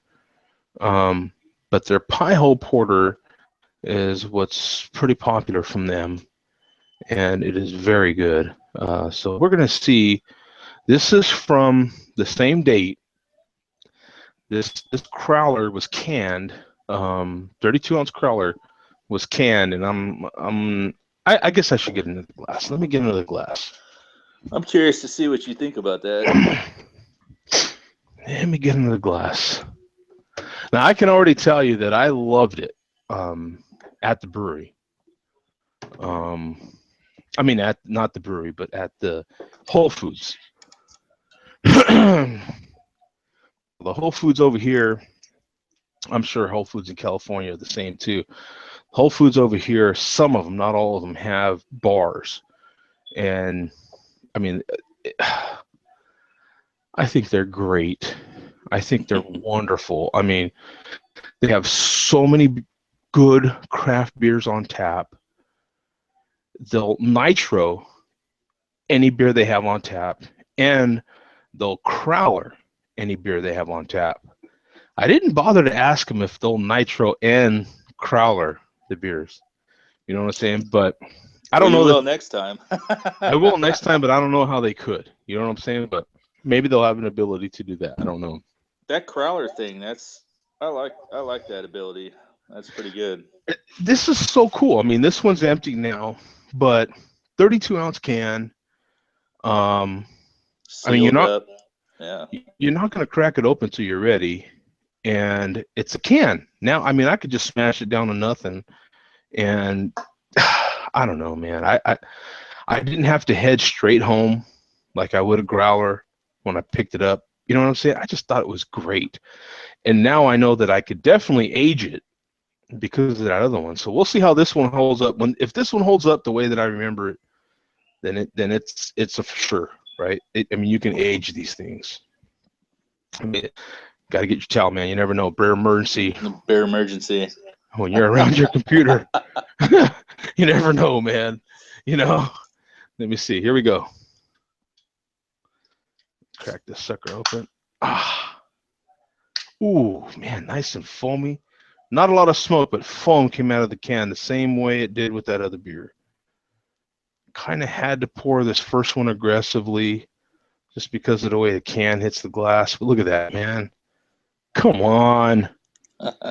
Oh. That looks good. Look at that. Now both of these were porters. Porters in a much different sense, right? But the basics are still there. This glass is from 8-Bit Brewing, which is here in the Phoenix area. Avondale, I believe, is where they're at. 8-Bit Brewing, and of course, if you're a gamer, like that gamer theme, that's you know cool. what old school Nintendo.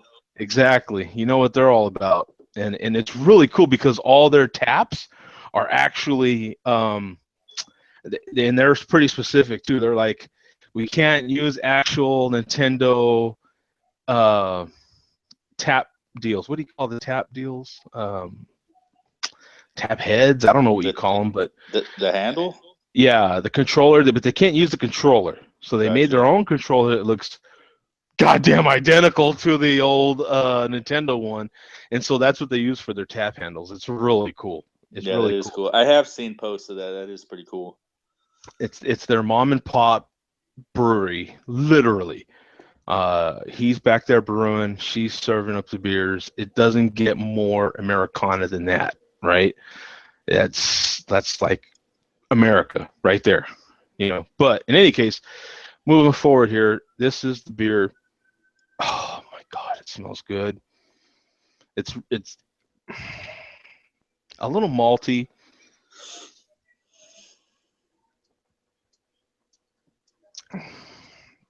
Oh yeah, no, not that one's bad. Didn't hold up. I'll tell you right now. Sorry. Oh yeah, that one didn't make it, huh? That one didn't make it. You know why? I imagine because that one's 6%. It wasn't on that 7-8% kind of cusp, right? That you need. Now that I think about it, the age that one didn't make it, my friend. Sorry. How long have you had that one? 3 months. 3 months. 3 months. August 31st. So you figure we're the 27th now. So a few more days would have been exactly. Yeah, man, it smells different though. Let me give it one more hit. Is it just a malt bomb now, or you getting anything out of that? It's sour. It's kind of cherry sour at that. It shouldn't be a sour beer.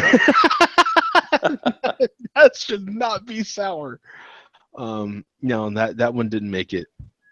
That's unfortunate too, because that was good. So I would say stick to everything you know about aging a beer. So if you get a crowler, you're gonna have to consume that one the way you know you should. And if it's anything 8% or above, I would say then you could probably age it, because that other one was 10% aged very well. This one, not so much, man. That's a dream pour, I'll tell you right now. Oh, that's terrible. That's horrible. That's not good. That's a bummer, yeah. Now, I would imagine though, now when they do bottle beers, they last anywhere from 4 to 6 months. So I would imagine if you were to buy that, if they bottled their beer and you bought it and it was at the limit, that it would probably still be good. This one here I'm getting, and now when you get it out of a keg is typically has a shelf life of 30 days, 31 days. I'll let Zach answer that one. Yeah, well, I can answer that just because I've hauled so many kegs. Right. Even from the big boys, a lot of the big boys, with the exception of Coors, won't even bother to haul their stuff refrigerated. When they're a keg, they damn sure do, because they've once they keg them, you've got that 30-day, 31-day time limit, right? So they're up against it. So they refrigerate that stuff and ship it right to the either the distributor or right to the actual bar that it's going to. And there ain't too many bars that can handle that much beer, but typically it'll go to the distributor. But the kegs are hauled cold. So for 6% cherry and vanilla, you lost all the cherry and vanilla out of that thing already? Like I say, it's a sour cherry right now. I'm not even gonna bother having that one again. That one's gone. 3 months. Yeah. 3 months is pushing it. That one's gone, my friend. That one's gone. Even a month and a half for me. You can see stuff changing. So yeah, now that one, I would definitely keep that one under the regular growler rules. So if that's any gauge, it's one beer. I don't know, but If that's any gauge, anything that's under 7%, let's say, if it's 7% or under, you probably want to think about consuming that bad boy in within the 2 weeks that you got it canned. Yeah, that would be a take home and drink. Right. Yeah. Sometime in that next week or two. Yeah. Yeah, definitely. You could keep it longer than a growler, but not much longer. You know what I'm saying? Like I wasn't thinking about that, but I'm glad I did these at the same time because that's a good test actually right now. Because one's 10%, and those big beers you can age, and or most big beers, not all of them, but most of them. But that's a good test. I like that. So I'll tell you what, I've got more. Replacement. I don't have a lack of beer, that's for sure. I've got more beer than I got glasses, let me tell you. But I do have another fresh glass, and I so happen to have another big beer, as it would call it. Let me see. This might be another. We'll see what happens with this one. This is another low ABV beer. We'll see. I'll just knock them all out right now. We'll see, man. You'll be my witness, Earth. Just clear them out. We'll clear them out, man. This is a California beer. Napa Smith Brewery. You familiar with them? I'm not familiar with that, no. Out of Napa, California. It's their Crush. An amber lager brewed with grapes. 6% ABV is what it says on here. Beautiful. Amber lager with grapes. Wow. Beautiful. I can't even tell you when I bought this. I can't even tell you. If that one was in here 3 months and I thought it was a month old, dear God, I'm not even going to say how old this one is. I mean, all I know is I hope that's not 2 strikes. Oh my God, you never know. There's the cap. We're about to find out. I'll tell you right now. I still have my snake bite. We'll give them some props still. We'll crack this open with the snake bite. When I'm doing a beer like this that I know is questionable, I definitely get the towel out. So I'm spreading the towel. And we better at least get some smoke out of this bad boy. I'll tell you right now. No smoke. That scares me. Cap still looks good though on the inside. So whatever that's worth to you. Let's see. Doesn't look too amber. That's a little scary. Pours good though. It's got some nice head retention.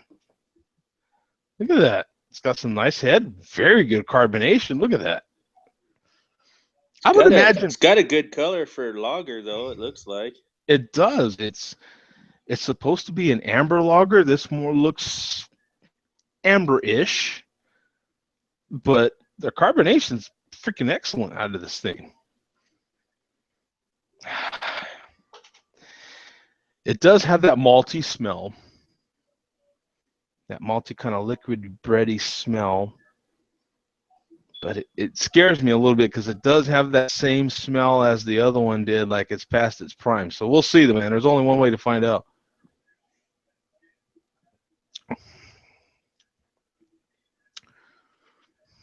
It's not bad. It's not bad.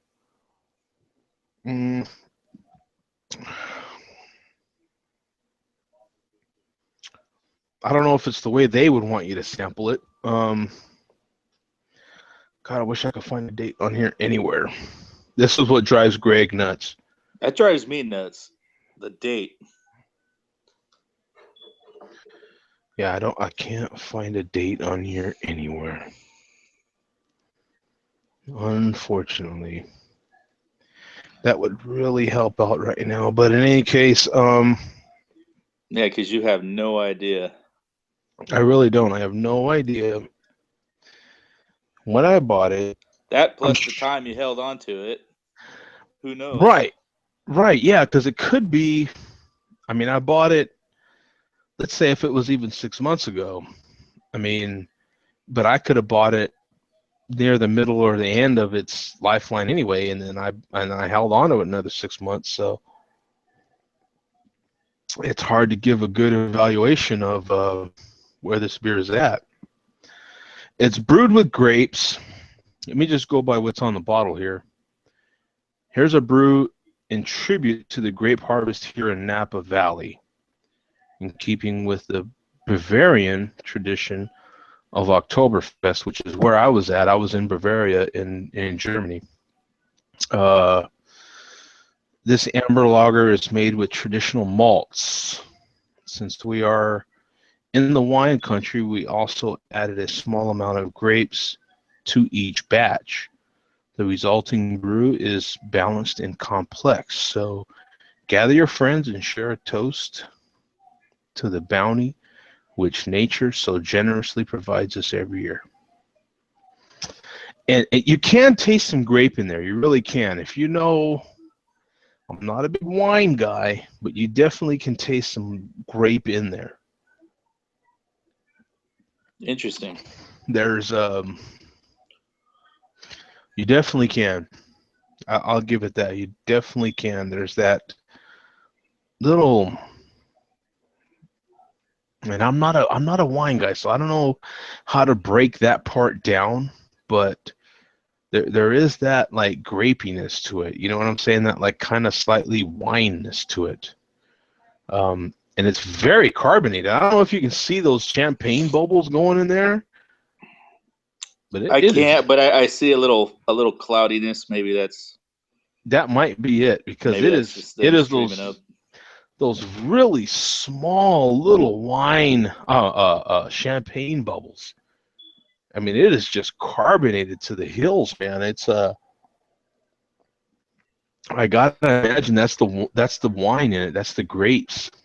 You So you're know, thinking that's six months or more than and 6 months? it's gotta be.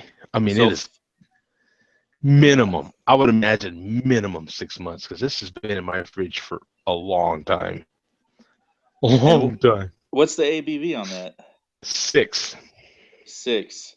So 6 months is 6% on a lager. I don't know.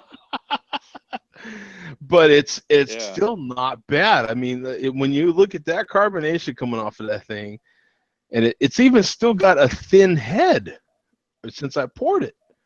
I mean, that's not bad. You It know, looks good. It looks right. it's just a matter of the style, really. I mean, the cap doesn't show any sort of, I don't know. The cap will usually show something, and it doesn't show.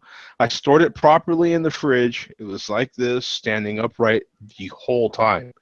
I Wasn't wonder what late. you'd get out of that if you got it and you opened it fresh. I wonder what you'd get out of the grapes in that then. Right, you're right. Absolutely. I would imagine this is made with. It would have to be way better. Yeah, I mean, I have no idea. You know what I'm saying? This is Well, you're this still is getting grape though, so they stuck around a little bit at least. yeah. I mean, it's definitely not a drain pour. I don't know that it's necessarily my style. If everything is correct here, I don't know that it's necessarily my style. I can't really give too much input on lagers because that's not my thing either, really. So I don't really drink the lagers. I mean, if it was to me, it's more light lager than amber lager, though. Just the color alone is like, even if it is past its prime, it's still not amber. Do you know what I'm saying? Like it's really borderline amber. It's a bummer because that's your reference point is right now Yeah. from a 6 month. This is your reference point. So if you were to have it fresh, it's going to be completely different. Exactly, right? Yeah, But because yeah, this is your only reference is 6 months of it. You know what I mean? Like 6 months later. maybe, So and that's a yeah. maybe. Our crush pairs with grilled sausages, pasta, and roasted turkey. Well, what doesn't? Like, come on, really? I don't know, man. Hold on a second here.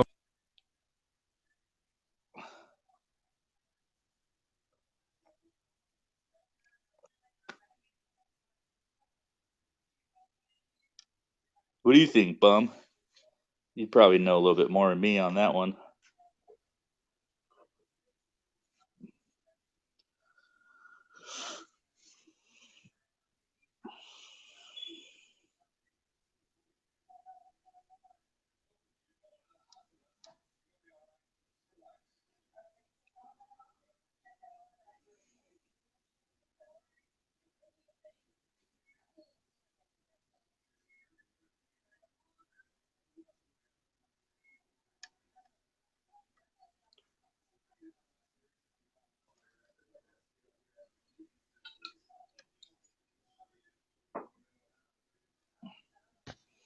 Oops.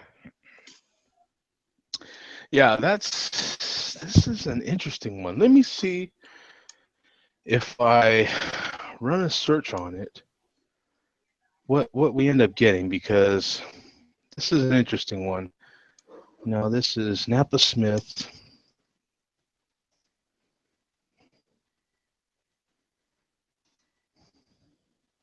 Crush. Wow. Crush beer. Wow. It's damn sure in the search here. Now, this is from Beer Advocate. Let's see. They give it a 79 out of 23 reviews. Napa Smith Brewery out of California. America Amber is what they classify it as. 6% ABV. Availability is in the fall. So I had to have purchased this beer sometime in the fall of last year. So last year, huh? Wow. Yeah, because it was available in the fall. And they're giving that thing a 79, probably somewhat fresh. Yeah, I mean, it has to That's be that's absolutely fresh. Out of 23 reviews, and it's getting a 79. No bros reviewed it. That's a total BA score. Um, not a great number. it's not a great number anyway. Yeah, because the beer's not wowing you. It's I not. can't I can't imagine though if you had it fresh, those grapes have to be coming through pretty good. But I don't know. Let me see what they say here. Pours a hazy golden log amber with a white finger with head. I still ended up getting that. Smell is sweet notes of malt, honey, hints of grape. Taste is sweet with light earthy with notes of honey. Hints of green grape sweetness mid taste and into the finish. Yep, that's it. That's exactly what I got. Interesting. Taste is watery, grape, and woody sweetness. Mild pine bitterness. I'm not getting the pine. Um, Taste is lagerish with something else in there. Supposed to be grapes, maybe. Sounds like it's got a few layers to it. That's interesting to me. Yeah, it's it's definitely I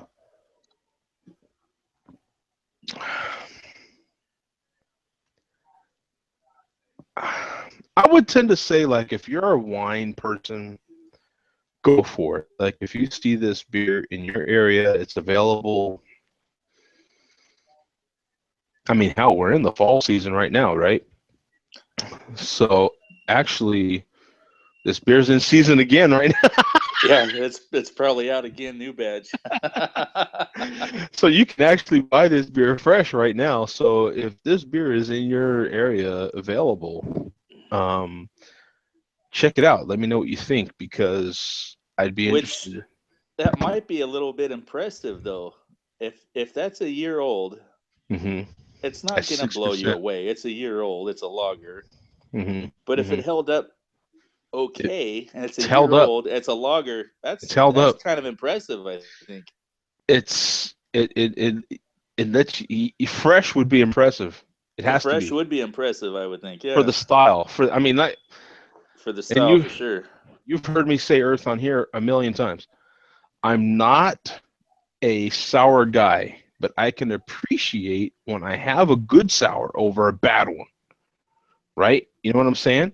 So I don't really care for the whole style, but I can definitely appreciate a good one over a bad one. That being said, all of it ain't mine, right? And that's kind of this beer. I do like lagers. I don't mind lagers, but if this one was brewed well, because like you said, it held up. It held up, but Yeah, if it's that's a year old and you're now sampling it, that's even though this stuff is gonna fade, it's a year, especially for the style. That is kind of impressive, I would think. yeah. There That is kind of impressive. the brewery itself brews beer well because it's held up. So whatever they're doing is on par because this beer is held up. Because we can assume that whoever did post their review of it, the 23 people that did post their review of it, it's safe to assume that they posted it fresh when they had it, when the minute they picked it up, within that week or You 2 know, weeks. within reason, yeah. Right. And so, with that being said, you know, the majority of them are getting the same thing that I'm getting a year later. So it's not really falling off Oh, as a matter of quick. fact, here, Yeah. look at this guy says. This guy says he purchased on July 11th, consumed on July 12th of 2013. Um, and I'm just going to go by what he tasted. He tasted maltier than the smell, got dark fruits in grapes, dates, figs, plums, and a faint dark cherry. Also oatmeal. I know honey, caramel, creamy, and iced tea. I don't know about all that. I didn't get all that, but I definitely get the grape. Definitely. So that guy said faint cherry, and he had it like fresh as you can get it. Right. And you still got grape. Right. That's interesting. I think it's still there. That's crazy. So they're brewing beer pretty damn well. If they brewed wine, you'd have to buy it because they know what they're doing over there apparently. Because they're doing it right. Because I mean, I'm getting it. I mean, Yeah, because I don't even really deal with IPLs. You know, the India Pale Lagers. I don't really do lager of any category too much. But even what you said, that is interesting. look, that's my second pour, my last pour too, because this is all I got. Look at that head. I mean, That's it looks good. Is that I'm getting like a slight tangerine color? Is yeah, that what you're getting? yeah. It looks I'm, good. I pretty much it's a little more orangey, if you will, in person than it is on the camera. Just a little more. And if you've done this enough on camera, you know what that difference is. It's a little more on this side than it is on this side, if you will. You know what I'm saying? In person, it's a little more right here than it is over here. Yeah, I got you. Looks like But it's got a chill haze on it on the camera. yeah, yeah, exactly. But it doesn't. It doesn't at all. There's no. You can't wipe anything at all. But it's Good color for a lager. That's for sure. you can see the head. The head is still right there. I mean, it's Hmm. It definitely has that wine, grapey, and that has to be white grapes. That has to be. That's not a red grape. Otherwise, this would be darker. This would be more of a body to it. The body's kind of thin, if you will. Look how easily that moves around.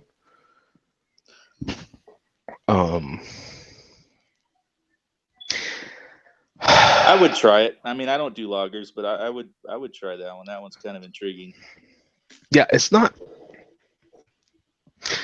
I would imagine, and it's not fair.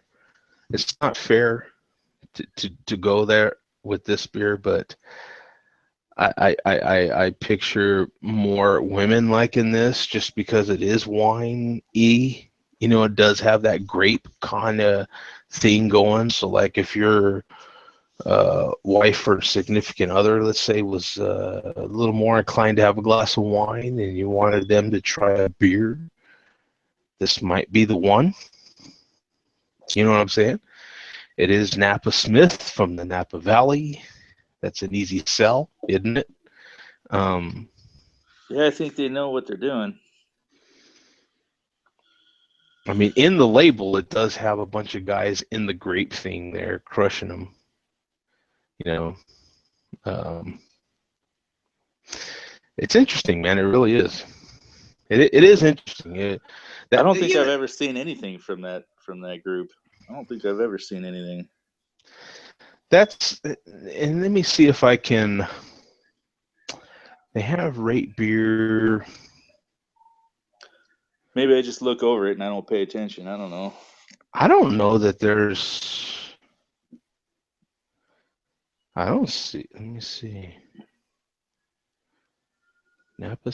Here's the only thing. Wow, you've got to go down the list. There's a whole. That's sad. It's whoever's running your IT department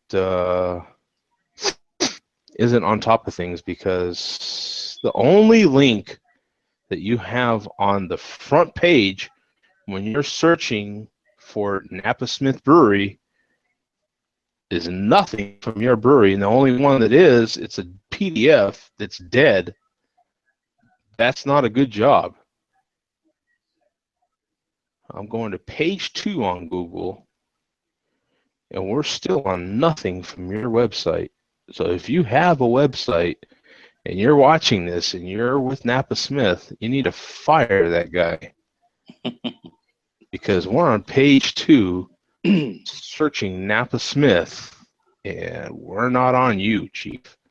I'm wondering about distribution because I'm in California and you never heard of them. I don't remember ever even seeing. That's sad. From them. That's not good. That's not good. Pretty sure I would get a chance at it out here somewhere. Right. Yeah, sooner or later, right? Now I'm doing a Google image search, and this is what I come up with. I come up with a bunch of different beers. Here's the Amber Ale, the Lost Dog, Organic IPA, Bonafire Imperial Porter. I'm coming up with anything but Napa Smith Brewery. Crush Beer, Hop Java. I'm getting a lot more stuff on an image search than I ever am directly to that. Yeah, that's rare. I don't recall ever seeing that logo or anything. So even the last beer that I pulled up, and that Flagstaff, Arizona brewery is a small brewery. The second link was something directly to their brewery. This is pretty bad. This ain't good. If you're watching this, you're from Napa Smith, you need to really rebuke that dude for real. Whoever's running this ain't doing a good job. I'll tell you right now. I'll throw someone under the bus on this deal, because that ain't good. But whoever's running your website is not doing a good job. You're probably paying them a lot of money, and they're not doing their job, because I'm having a hell of a time. This is the Amber Ale. Apparently you've got Napa Smith Brewery. This looks like some kind of album cover or something. I don't know what this is. It's like something from a 45 or something. What is this? Why would you have this kind of... What kind of label is that? This is interesting. Maybe they're dealing with stuff and we don't know what's going on in the background. Yeah, perhaps. Okay, so here's all the labels from Napa Smith Brewery. Amber Ale, the Cool Brew, Bonafire. Because if I'm gonna give someone bad publicity, I'm gonna give them as much publicity as I can. So this is what I'm finding on you, Napa Smith. I mean, you're seeing it as I'm seeing it. Organic IPA, Pilsner. I'm having to dig deep here, man. I'm not getting to your website at all. If you have one, I'm getting to everything else but your website first. So this is from beersyndicate.com. And there are websites that we'll find because you have to submit your labels first. So this is all your labels from all the different beers you've come up with. Which is pretty cool. That lets me know that you guys are working out there. But I mean, that's what I've come up with. There we are. Interesting.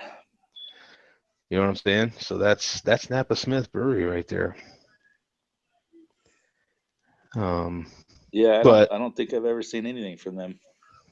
I mean, is whatever you may think of this one, just from hearing about me tasting it, I mean, some of those other styles, it might be something more your style. Oh, that's my alarm to go to work. Normally, I wouldn't have the night off. Oops. I'd be going to work tonight. So that is my alarm that lets me know, get your ass up and go to work. But some of those other styles that might suit your taste more. I think this one here is a well brewed beer is just not my style, let's say. So some of their others I'd be inclined to try. I'm thinking that they might be dealing with some issues in the background. They just haven't sorted some stuff out yet or something. I don't know. Because if they're that close to me, I'd for sure see something from them. Mm-hmm. Not too far away. Their master brewer is Dan Barkley. He said he has his signature right there on the back of the bottle. Dan Barkley. NapaSmithBrewery.com. Let me give them one more shot here. NapaSmithBrewery.com. So let me go right to what they say is their website. Napa.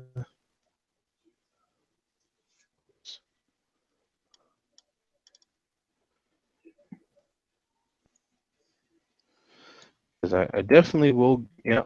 Okay. I'll be right back, Joe. I'm going to go grab another beer. I'll be right back. No problem. Yep. Here we are. NapaSmithBrewery.com. So I shall share the screen again. I will damn sure give you every chance. So here we are. Are you? And you could, at least they make it easy. Are you over 21 or older? Yes. And you can hit remember me and be done with that part. Phoenix Rising Red IPA. Sounds like something I'd like. So with the quality that they've brewed this beer. Whoa, what happened? What happened here? Okay, here we go. Okay, here we go. Like this, nice photography. Of course, I pay attention to photography. Here's their crush. Here's the cool brew. Yeah, but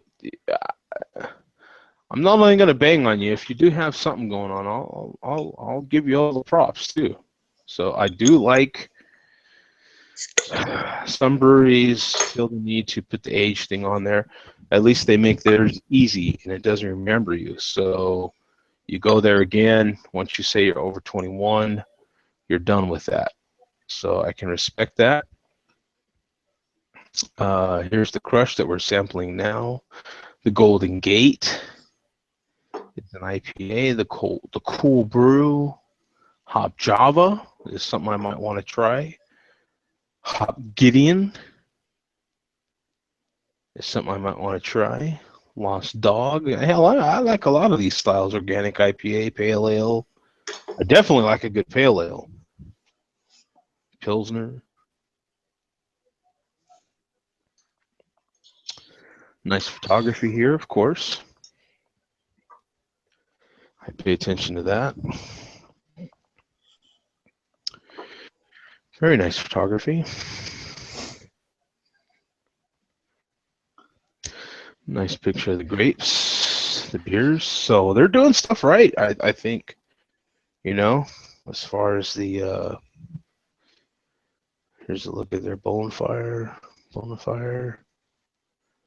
I'll have to be back. Hold on.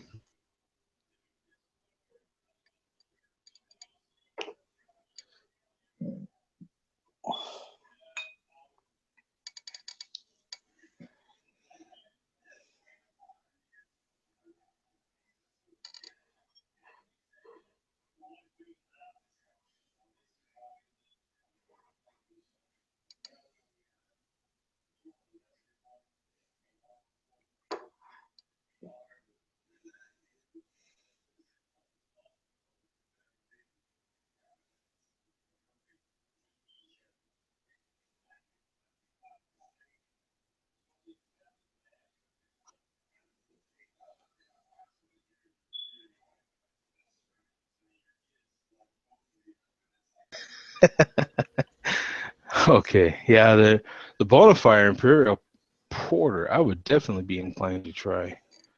That's a 8%. Body, they say, is clean caramel, residual sweetness, rich. 27.5 IBUs. Hops are Cluster, Mountain Hood, and is that Pearl? Malts are two-row, C40, C60, Black, ESB, Munich, and Pale. Cluster.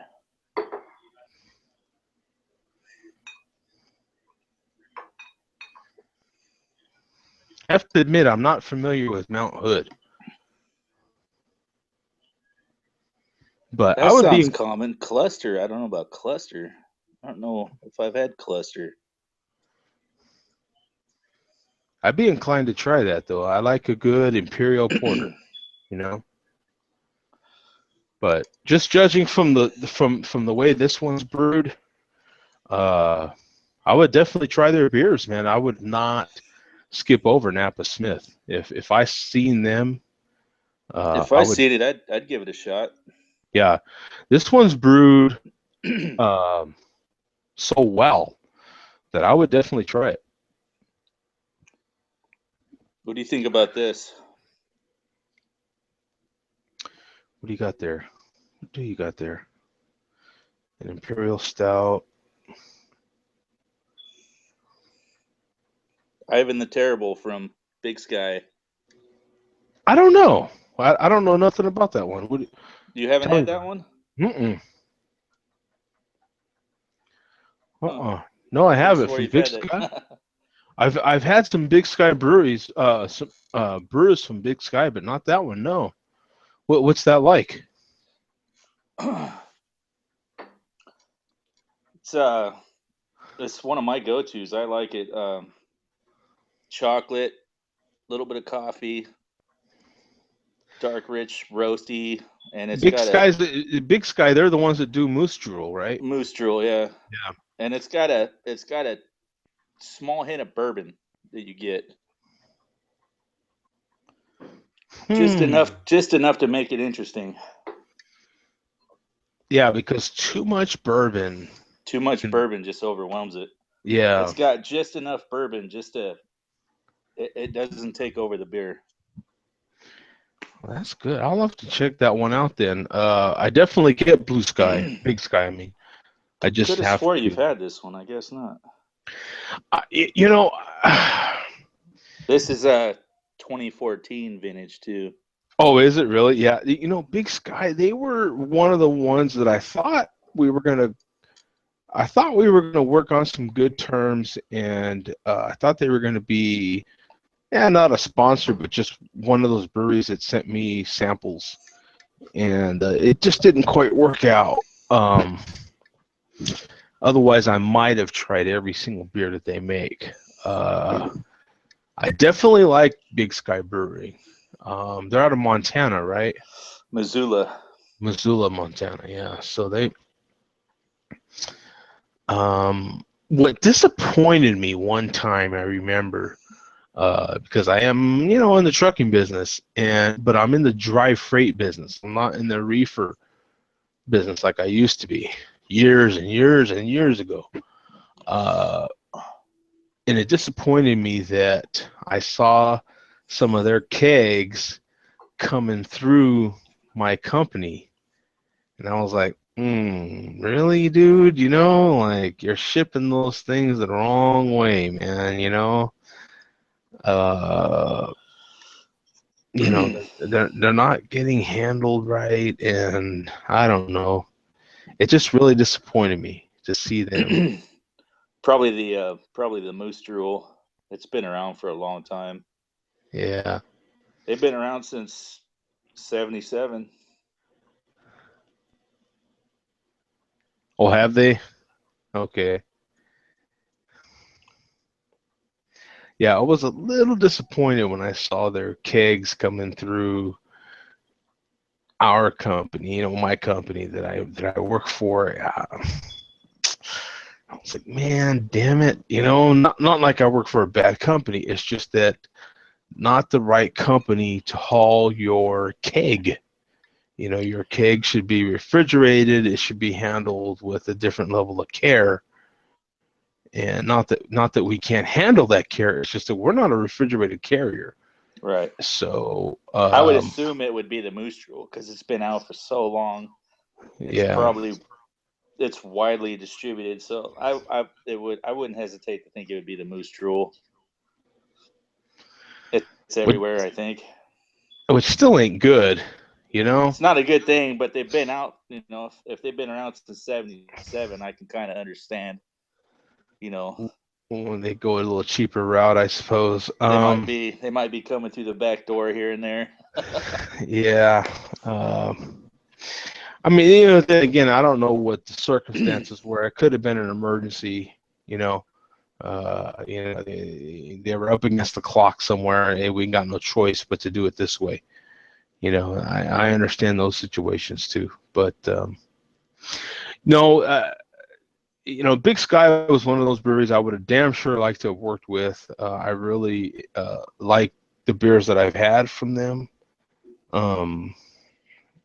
I've had many, many, many offers over the years, but they were one of the ones I really would have liked to have come through. So what are you thinking about that one, man? What are you getting? This is like one of my go-tos. I picked these up. I like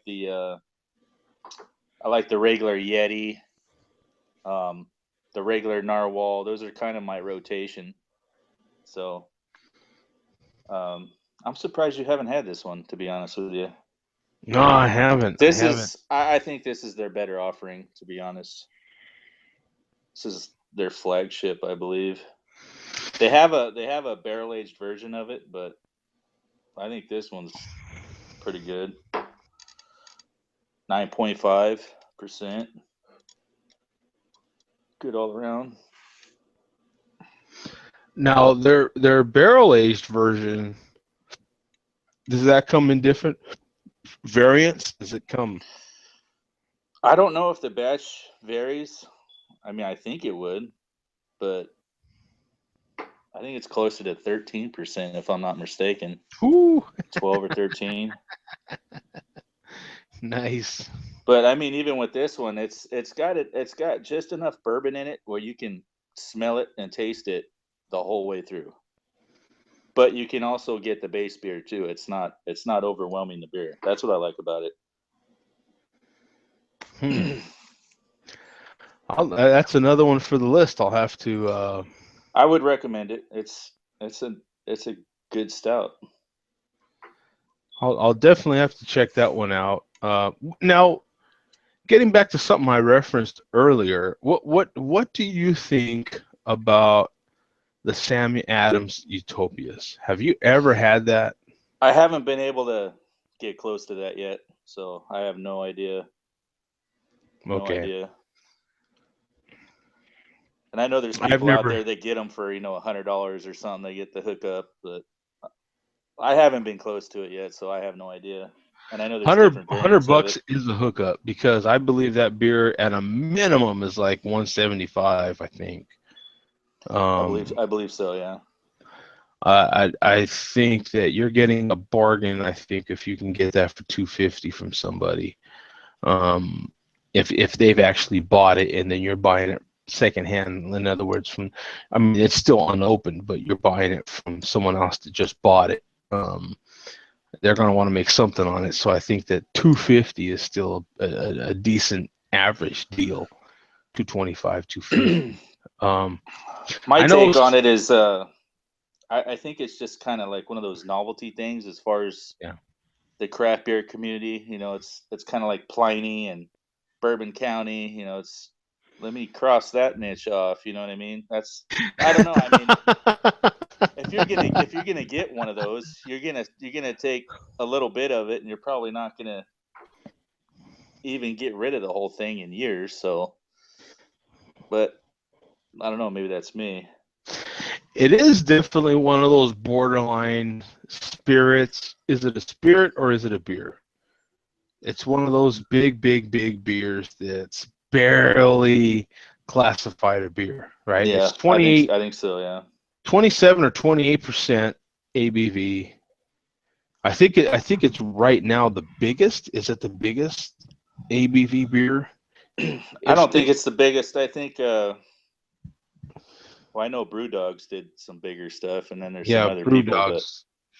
but yeah, it's definitely not the biggest. But it's one of those niche beers that everybody's got to try, I guess. Yeah. So It's definitely on my list for beers to try.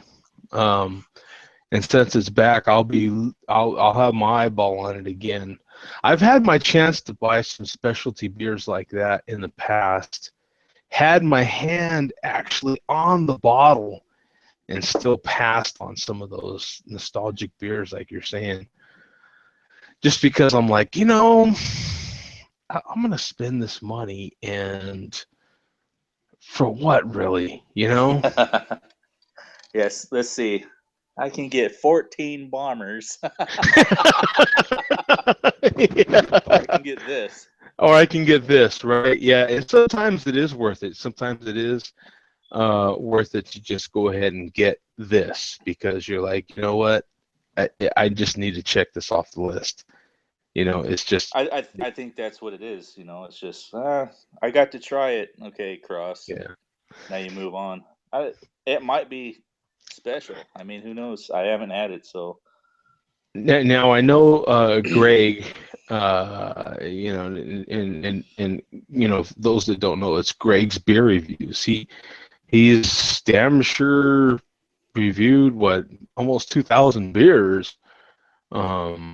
He's had a few of those by now, and he doesn't speak of it in any special way. I know he's bought some, not just necessarily had sampled some. And Now he I doesn't know want to that. get rid of them either. Right, you know what I'm saying? Now, if you happen to be in his area and you get along with him, then I think you'll get invited to his place, and then he'll break it out and maybe give you a sample. Maybe we should ask Skyler. He was there. Yeah, Skyler was there. Yeah, maybe he had a sample. I don't know. Maybe he got some of it. I'd be willing to pay for a sample. You know, if I were to go to a bar and they said they had it, I'd be willing to pay for a sample. I just really want to try it. Yeah, it'd be what, like $30? It probably would. It probably would, $25, $30. I've had those kind of shots of tequila. I've had those kind of shots. I've had the $15 shot of tequila, and damn good, son. You know what I'm saying? Good times. Good. I mean, that was good stuff, man.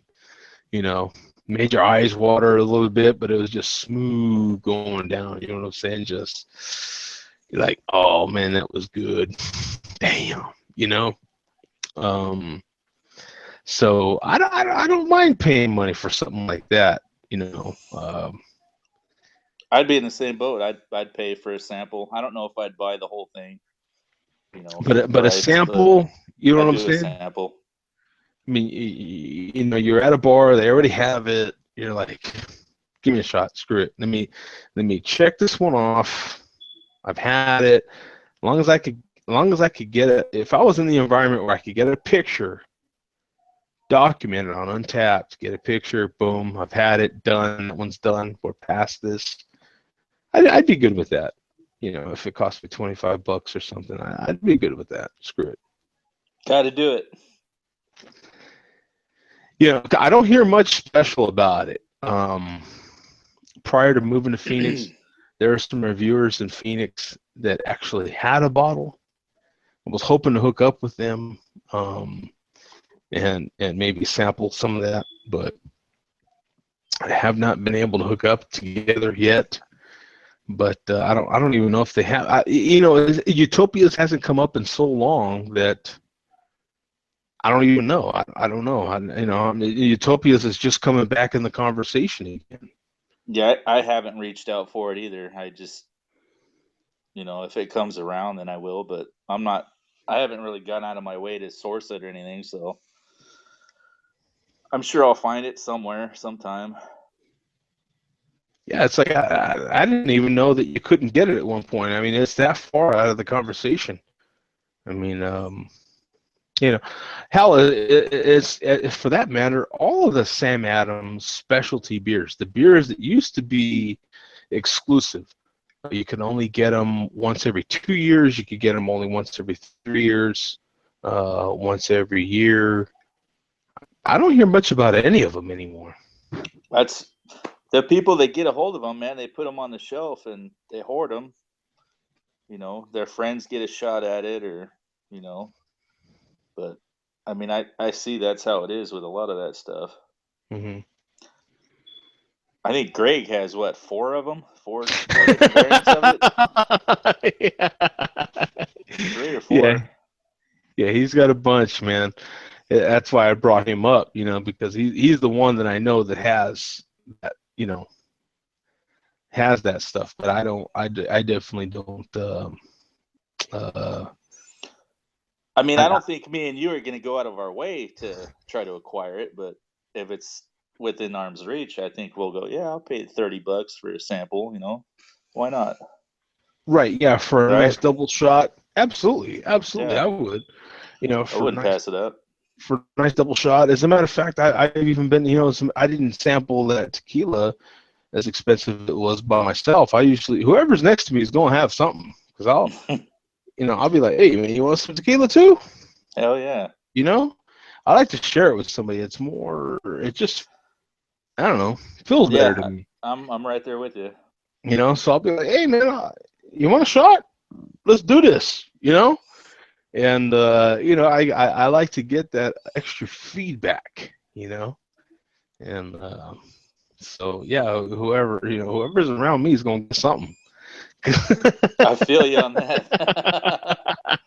That's how we roll. Yeah, I'm that same way, man. I like to, someone's, next to me, we're gonna get, Yeah, when you're not saying no. You're gonna have it. yeah, yeah, I like to hook people up. There's a married couple that goes to the bar on Sundays, and when they're there, they already know. If they sit next to Joe, You know, we're gonna, hey, we're gonna have some shots. Because every other beer, so I like to have me some tequila. You know what I'm saying? So I'm like, hey, man, You ready? get us some tequilas. You know what I'm saying? Get us some tequilas, man. I like the stuff that I ain't got to have no lime or any of that salt or any of that business. Give me some of that good stuff. I don't want to mess with none of that lime and all that stuff. You know what I'm saying? Just give me some of that smooth stuff. You know? Yeah. Yeah. That's the way that is. Um, Hey, let me ask you, Earth. You ever been on a cruise? I've never been on an official cruise. I've been on a ferry that had an open bar, but I've never been on a carnival or anything like that. Oh, okay. All right. I was about to go on a cruise, so I was just wondering. It's my first time, so I was just wondering. Maybe you had some experiences you could share. I'd love to someday. Boy, I tell you, man, once I break So, the seal, I'm screwed. Hold on a second. I'll be back. all right.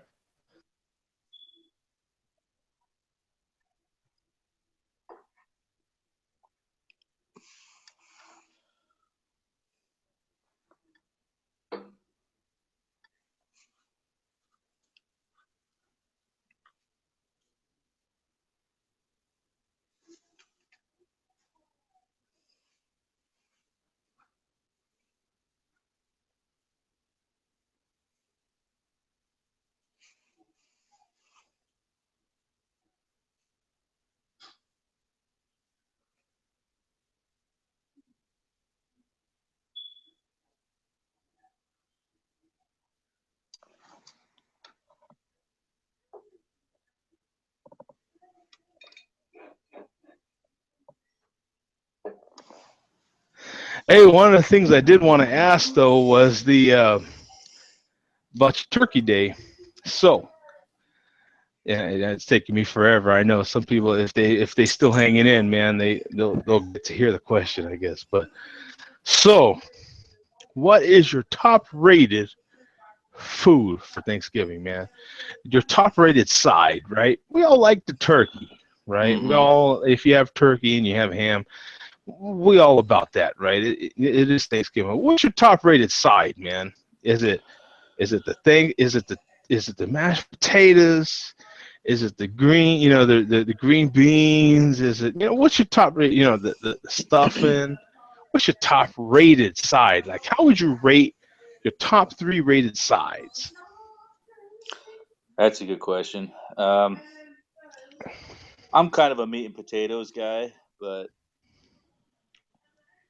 I'd have to say I look forward to the deviled eggs. That's one of my Mm. favorites. I do like the deviled eggs. I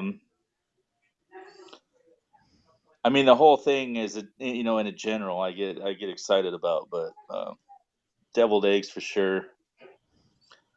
Three sides. I mean, I like it's hard to rank it all, man. I like it all. You know, You're like, okay, but rolls, okay, you got your deviled plate. eggs, You got your mashed plate, right? potatoes. You get your turkey. If you have ham, you get your ham. All right, you got your meats covered. Now, what are you putting on that plate, and in what order next? That's what I'm talking about. Now, are you putting mashed potatoes? Are you putting stuffing? What is going on that plate next? I think next it's got to be the mashed potatoes. That might even be first. you know, Right? Yep. and then Yep. you got to get the corn in there somewhere. Yep. So Right. yeah, yeah. I don't know if you have macaroni and cheese, but is macaroni and cheese in there somewhere? Not this time, no. But Hmm. it's not a stranger. Some years, Yeah. got to keep it. You got to keep it simple. You know. Yeah. You know. So Now, see for yeah. Now the big controversy. See, this is the big controversy. seems to be with the mashed potatoes and the stuffing. Now, some people go stuffing before they go mashed potatoes. Some people go mashed potatoes before they go stuffing. Now, I'm a mashed potato, like, no question. yeah. Now I look at it as mashed potatoes is the glue to everything, Oh, that right? keeps everything together. Right? Mashed potatoes is the glue, right? So you gotta have the bonding agent for the Yep. rest of the stuff, right? So even if I get the turkey segment, it's gotta be mashed potatoes on that plate, right? You're right about that. Now that I think back, that was You actually the know. first thing I put on my plate was mashed potatoes. Then it was the turkey. Yeah, then it was the turkey, right? Yeah, because see that to me, that's the bonding agent. That's the glue. That's what keeps it all together, right? Is the mashed potatoes. The stuffing, is good too. Don't get me wrong. The stuffing is good. But the mashed potatoes is the glue. Yeah, that's definitely for me. Yep, it's got to be the mashed potatoes. That's a favorite right here. No, some people's argument is the stuffing, so you can mix anything into it you want. See, they're like it's just as good as the mashed potatoes. I'm like, I disagree, my friend. I disagree because the mashed potatoes, everything sticks to the mashed potatoes. You know what I'm saying? So if you've got to pick up, if you're sitting at the table, now there's another question with your first plate. We're talking first plate. We're talking first plate. You're sitting down at the table. Some people have all the servings at the table. Some people have the servings elsewhere. You serve yourself and you sit at the table, right? Buffet style. In any case, once you make your plate and you sit in there, first plate, is it okay to make a turkey sandwich right away?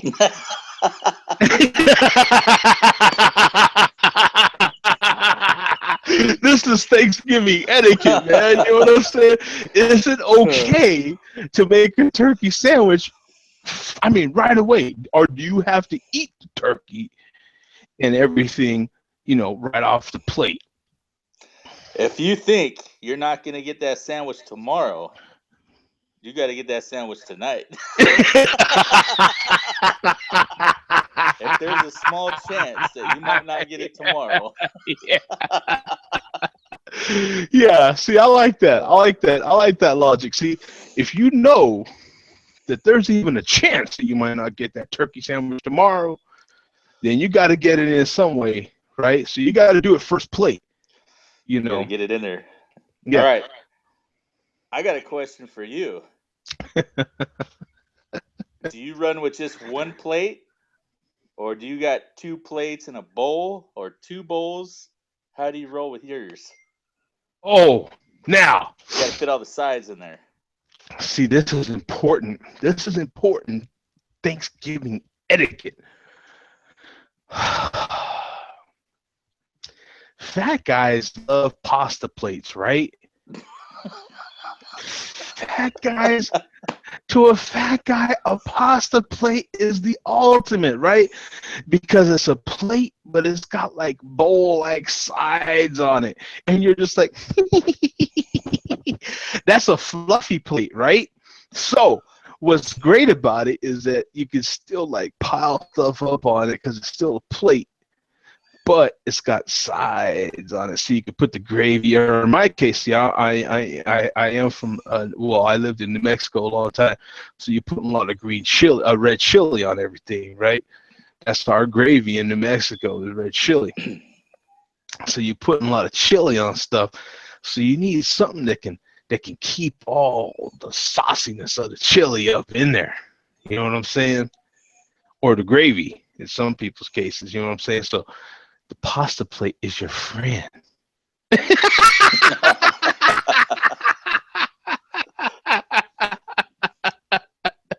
Yeah, so that way you can just drown everything.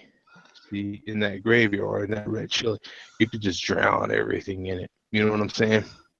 So you got one of those, or you got another one? You got a plate and two of those? Yeah. See, I go small first time.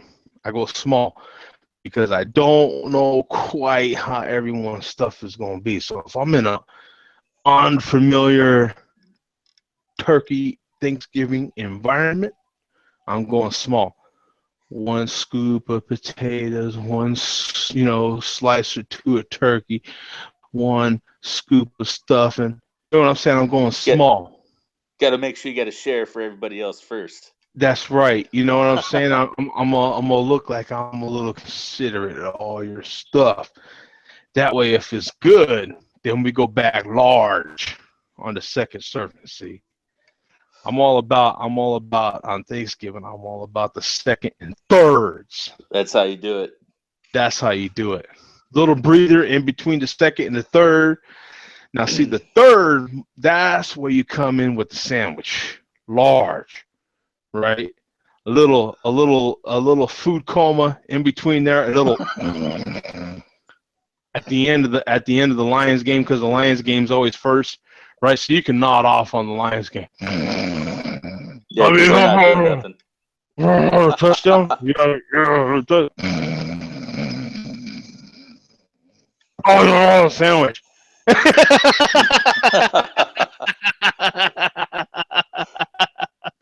You know what I'm saying? And then you're wide awake to root the Cowboys to another loss. You know what I'm saying? So wow, it's all good. Now, see, Bum says he likes his taters in the main course with the turkey on this side. That's right, Bum. That's right. Yeah. Now, see, this is the important stuff that we all need to know, right? Because it's a very, very, very delicate subject. You know, it's very delicate. You know. So, I got another question. Number 2 or number 3? You're that guy that's still eating seconds or thirds when everybody else is eating pumpkin pie, or eating pie or ice cream or whatever. You're still eating a second or thirds, right? Is Oh that yeah. you? Because that's me. Oh. You want pie? I'm still eating the main course still. You're like, man, I've got so much room for pie. I ain't even considering that option yet. That's not even. That's after my third serving, which is definitely a sandwich at that point, right? Because I got to make sure I got enough room for my second serving of potatoes, right?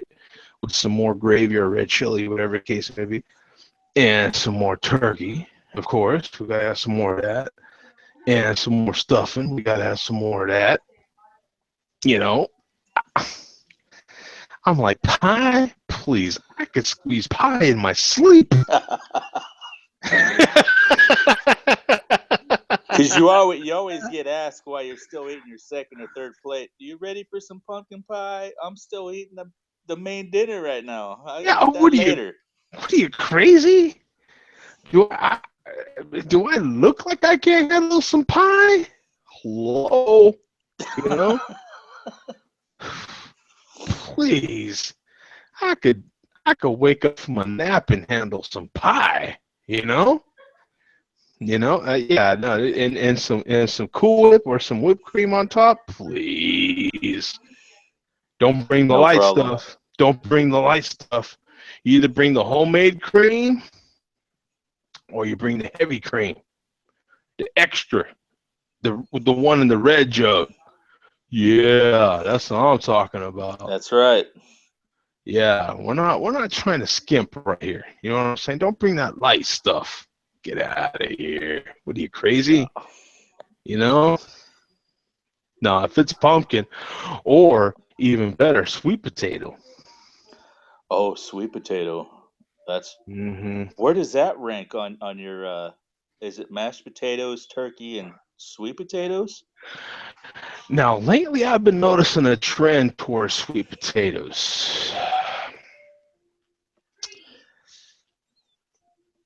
Now, you kind of have to sample, but that's where that first plate comes into part. See, small samples of everything, because to me the second plate is the key plate. Because for me, the first plate, I'm just sampling stuff. It's kind of like the first quarter, or the first or the first or second round of a boxing match. I could just kind of feeling each other out, you know. Mm, yeah, yeah. All right, whatever, dude. Yeah. Mm. Now, so once I get past that, once I get to the second plate, I mean business, right? You know what I'm saying? That's what I'm piling it on. All right, I like this. I like that. I like this. You know what I'm saying? Bring that. Nah, you need to pass that over here. Mm-hmm. Pass that over here. No, with that big spoon. Mm-hmm. Yeah, the big the big spoon. Yeah, thank you. Thank you very much. Yeah, thank you. Yeah, because we're getting ready to get busy. Mm-hmm.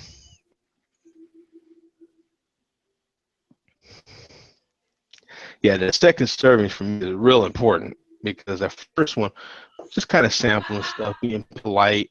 Oh no, yeah, I had your green bean casserole. Uh-huh. Yeah, no, it was good. It was good. Oh no, your mashed potatoes are the bomb. No, we're gonna get to that in a minute. Mm-hmm. And yeah, your ham. Oh yeah, no, your ham was good. You're kind of logging everything in your mind. You know what I'm saying? And then that second plate, you're gonna load up. You know what I'm saying?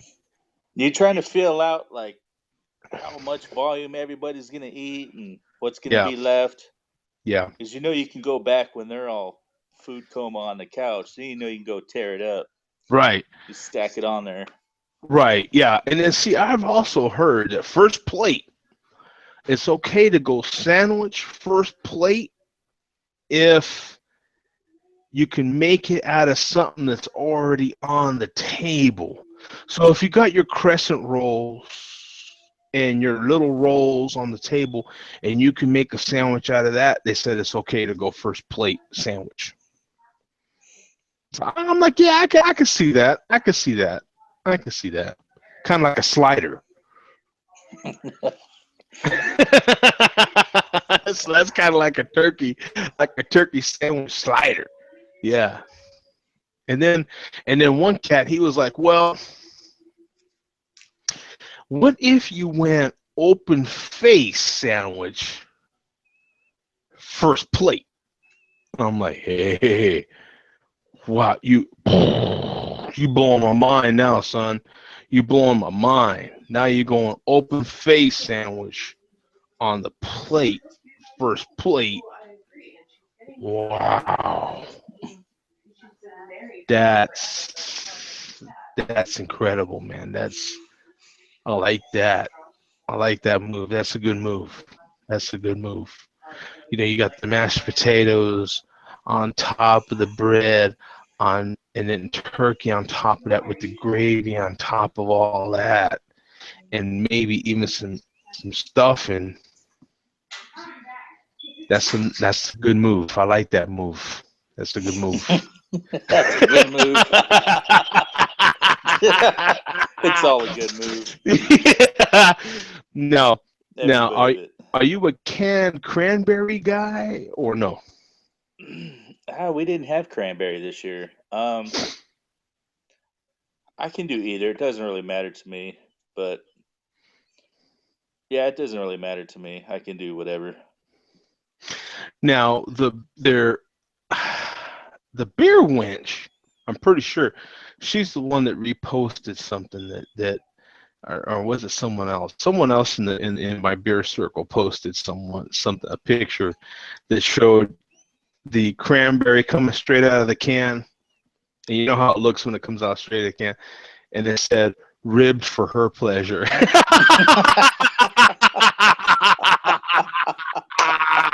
I thought that was a good one, man. I was like, oh hell yeah, that's a good one, man.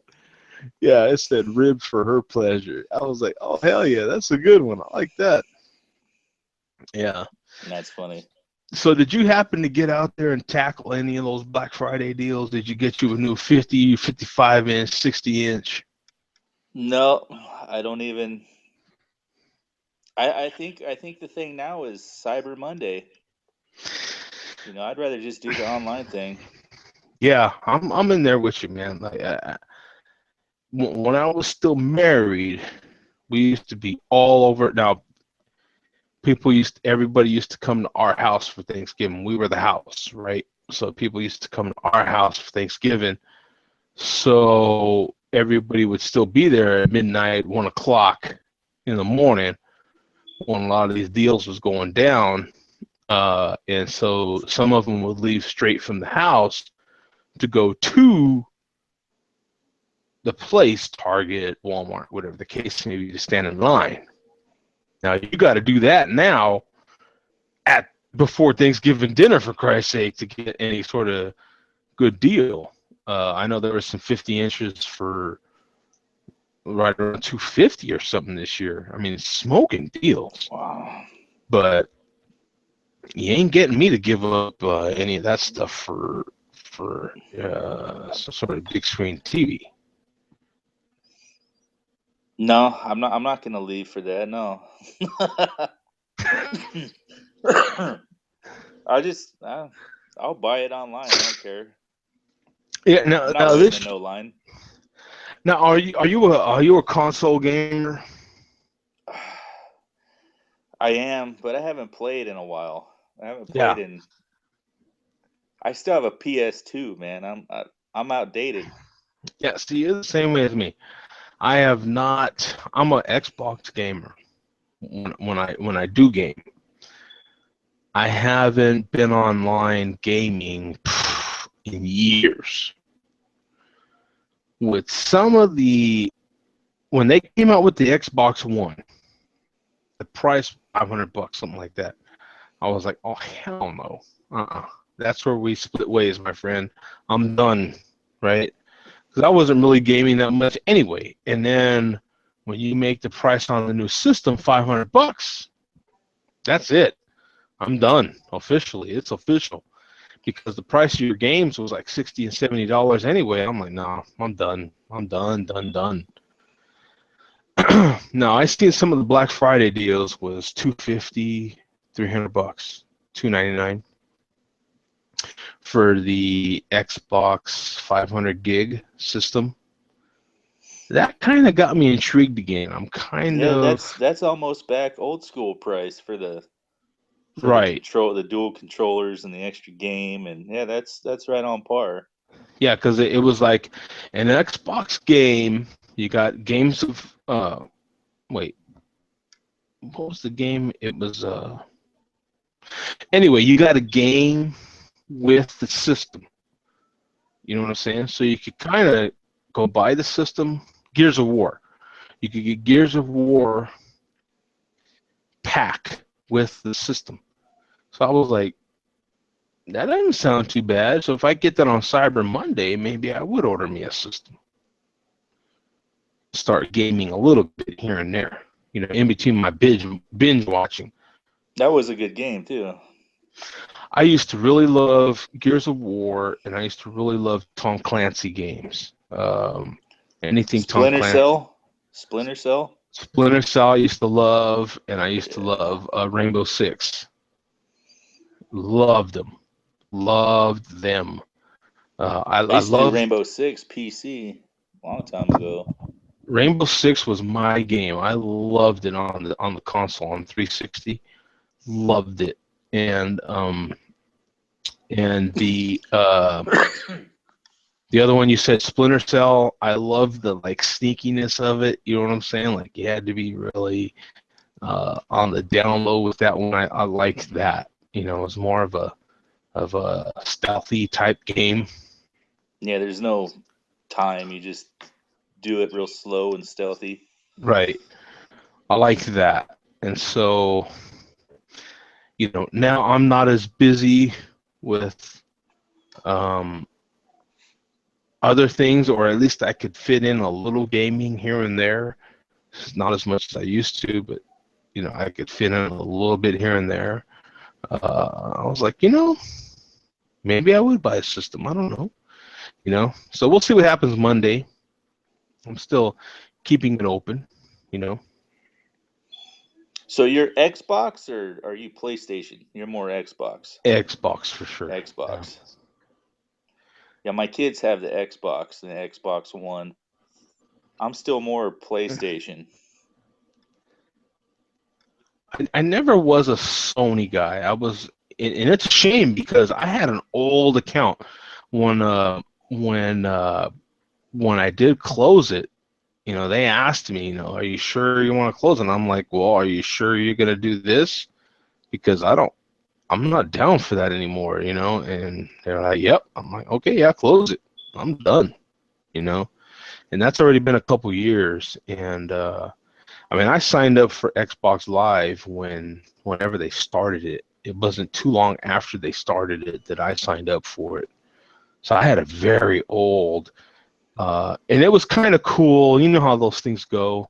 It was kind of cool for people to get on there and see that, I was one of the, kind of, I forget how they badged it, but they used to have special badges for us, people that had been on since it started. And it was kind of cool to have that.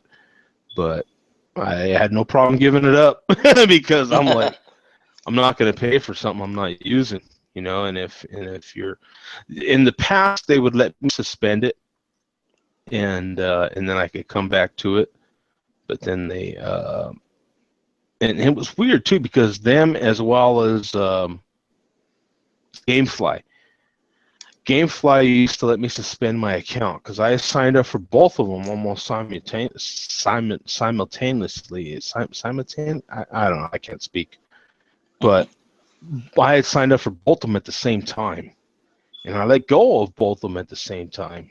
And neither one of them would let me suspend my account anymore. They used to let me suspend my account. And I was like, well, okay, I'm done. Later, So I think I'm a little old school still. I never, I don't know, the Xbox controller was, I think, a little overwhelming for me because I was so used to, oh lesser buttons of the PlayStation. yeah. Then you got more paddles and triggers, and then I got busy with work, and I really never got the opportunity to put too much time into it. So I'm pretty lacking in the updated realm of video games and what's going on with that these days. But my kids are taking over that position. Oh man, I was You know, bad for a while. I was bad when I first started beer reviewing. I would talk about gaming a lot, or at least here and there, and I would get so many people that would jump in with me on Rainbow Six. So many people. You don't know how many times this happened, or so many people would jump in on a game with me on Rainbow Six and be like, "Yeah, man, I saw your beer reviews, man. I like them." You know what I'm saying? I would talk about it that much. And I would call into work. I was like getting in trouble at my job, bro, because I would call in so much for gaming. You know what I'm saying? Ridiculous, man. You know four what in the I'm morning. saying? Oh, I gotta go to sleep. I gotta get up in the morning at 5. I would pull all-nighters, bro. All-nighters. Literally, I would be up all night gaming. I mean, at least once a week.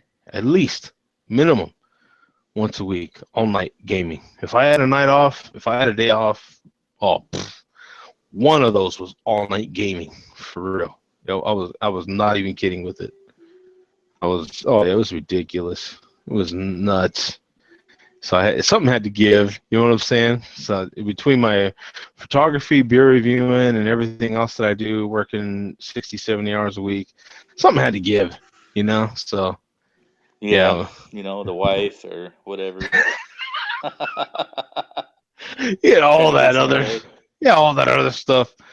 So now that I ain't got those wife problems anymore, um, I think, maybe I can invite some of that gaming back. Now the price has come down. With the price of $500, I was like, I just couldn't justify it. You know what I'm saying? It's tough. I'm actually looking into that new PS4 system, not only just for the game, but with all the stuff you can do, you know, with all its capabilities now. They got so much stuff, you know, I guess I haven't looked into it enough. multimedia. You know, back in the day when we started, you know, we had VCRs for movies and DVD players and video game systems. Now it's all like in one system. You can do it all. Yeah, So it's yeah, almost worth it. yeah, yeah. It was it was definitely uh, but for 250, some of those Black Friday deals on the Xbox at least were 250 to get in the door. That's pretty damn good. Even 299 to get in the door. Now I don't know Is that what the the Xbox One? yes, yes, That's a good price, I think. 500 gigs. Now Yeah. I like I said, I don't know because I know there is a 1 terabyte system, so I don't know how long 500 gigs is that going to do you these days or not. You Wow. know, I don't know all those subtleties. You know what I'm saying? That's crazy. We're at a terabyte for game system capacity. Yeah, well, because you got to remember, a lot of these games you download now, you don't even have to go buy them. A lot of these games you download them. I think I paid $2.99. I think for my son's Xbox One last year. Oh, did Could you? be wrong, Okay. but I think it was $2.99 last year. Well, that's what they're offering it now. Maybe it was $3.50. I could be wrong. They're offering it $2.99 now with Gears of War. So, and I know that the whatever new version of Rainbow Six is coming out, and that's what's intrigued me because I loved Rainbow Six, loved it.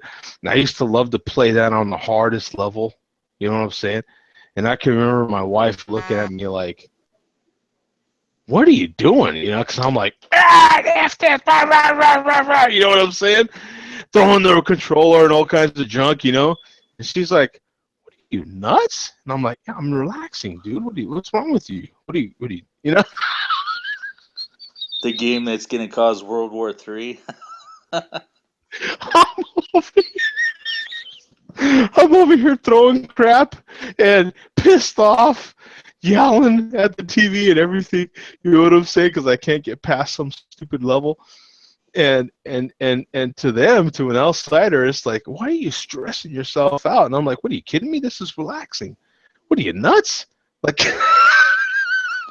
Do they still let you comment to some other players in other countries and send comments live?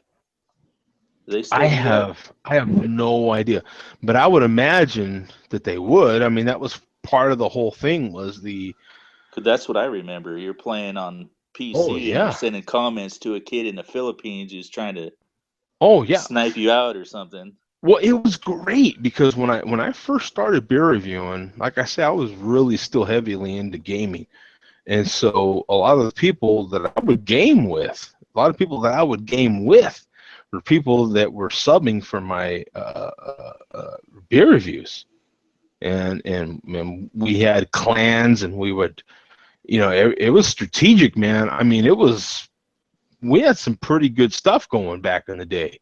A lot of the stuff that happened in my very, very early days, 2008, 2009, were even 2007 a little bit, I think, were really organized clans that we had going, man. It was sweet.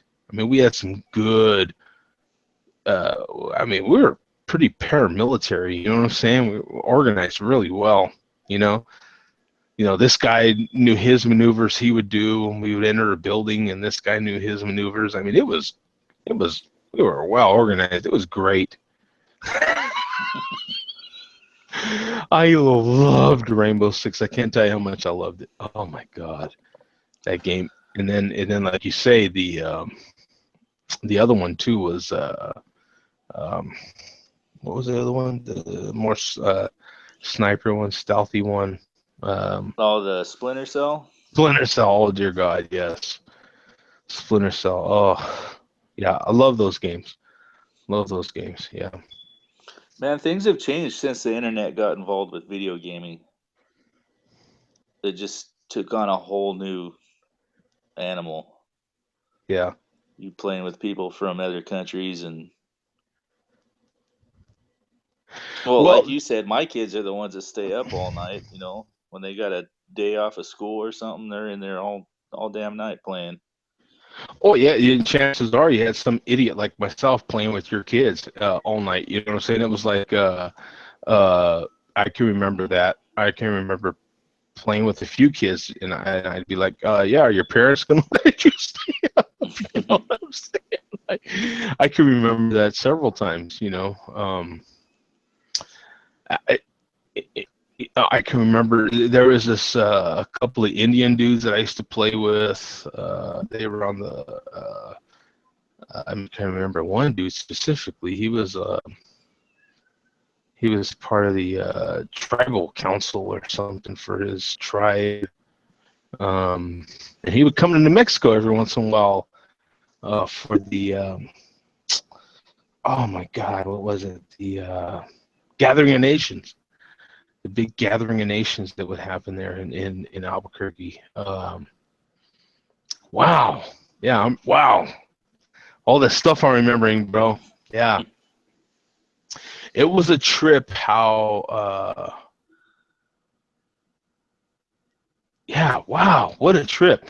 There's so much stuff that has happened over the years from online gaming and beer reviewing. It has been a trip. I've been fortunate enough over the years to have many fans and many co-players, if you would, meet up with me while I was still in Albuquerque and uh, have several beers, and it's just so much fun, just so much interest, because you really get to know somebody when you're gaming with them and talking with them, just like this, just like me and you, Yeah, for 12 hours a night. I mean, I it's mean the insane. internet period is, some some people have more friends over the internet than they do just going out the door. Oh yeah, Yeah, that's my friend from Georgia or something, and really. I Yeah, think that's just how it is. honestly, yeah, I've been fortunate enough to experience exactly what you're saying, and it's the truth. Like, I've had people take their vacations and plan their vacations. And granted, I've only lived in Phoenix now for a year, so most things that I'm talking about, I'm referencing Albuquerque because I lived there for 23 years. Um, and so I've been fortunate enough where people have planned their vacations to come through Albuquerque to see me. That was a stop on their vacation, you know. And I've been fortunate enough to do stuff like it. It's been awesome. It's just been That's pretty cool. so freaking cool to actually put something virtual into actual reality. You know what I'm saying? And it's been to actually have a beer with somebody is pretty damn cool. You know what I'm saying? Um, and some of that's been through gaming, and some of that's been through uh, my podcast. Even when I used to just podcast, I wow. Yeah, that's been since 2004. Since 2004, I have done something live on the internet. Man, you're a legend. You're a veteran. Yeah, it's been very cool. Oh, hey, look at that! Wow, long time. Look at that, Brandon. Thought Long I surprised time. me. How you doing, my friend? Oh man, I'm doing good. How you doing? I'm doing pretty well. I'm sampling the last of what would be this Napa Smith Brewery Crush. Hmm. It's a amber lager brewed with grapes. And me and Earth have figured out that I have had this beer close to a year, and it has held up very well for no charge for a beer that's 6%. It's held up very, very well. What's going on, Brandon? Oh man, just living the dream. You know, that's like working a lot about it. I hear you on that. Oh, yeah. This Brandon, this is a long, long time fan of the show that is finally able to get in, and we've had a great conversation. He's another Yeah, one of those originals that we were talking about. yep, absolutely. That's what I was about to get to. Yeah, he's been on here long enough where he's seen you come and go. So that's something else, man. Yeah, definitely.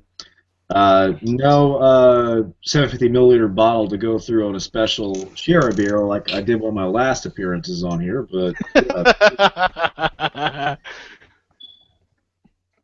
And I'm sorry, man. You must. I'm pretty sure you said what you were having. I must have missed it. I'm sorry. no, I didn't. I'm having a St. Adams Boston Lager, taking it Oh, easy. Boston Lager. Wow. Okay. Yeah. All right. Taking a page out of Joe's book right there.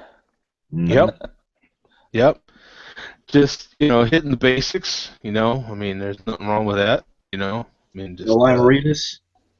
the Limeritas, and Margaritas. I've actually got.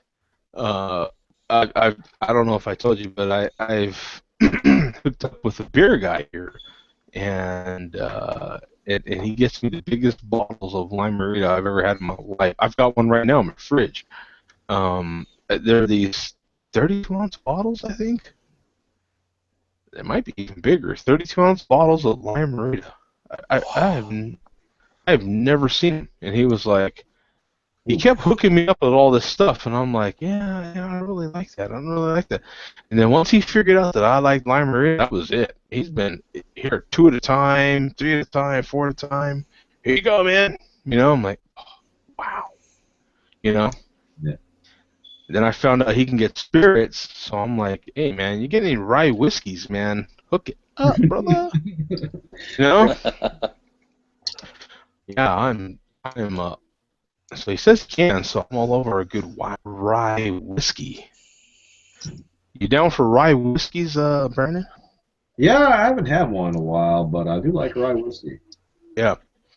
So this is the question, Brandon, that we've got going right now. So, I assumed you had Turkey Day yesterday? Yeah, I did. So, with that being said, all right, once you get the meat on your plate, first serving, right, you get the turkey, you get the ham out of the way.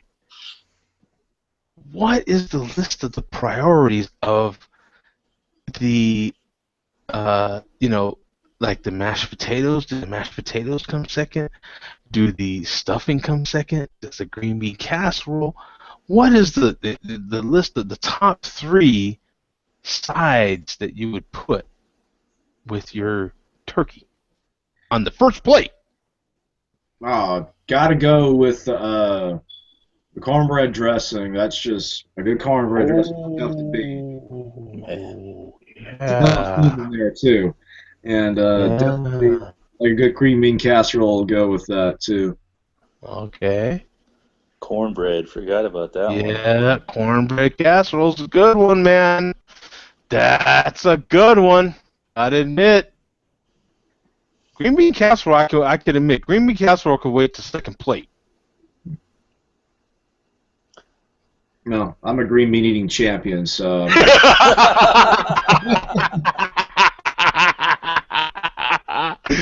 Yeah, that's the big concept. That's the big one right there. It's like, what's the top 3? And now, see, me and Earth agree on mashed potatoes. Mashed potatoes is the bonding agent for everything, right? Mm-hmm. Like, it kind of bonds everything together. So you get a little mashed potatoes, a little turkey. As you're kind of compiling each fork together, right? It's like a little mashed potatoes, a little turkey, a little cornbread stuffing. You son of a bitch, I forgot about that one. Yeah.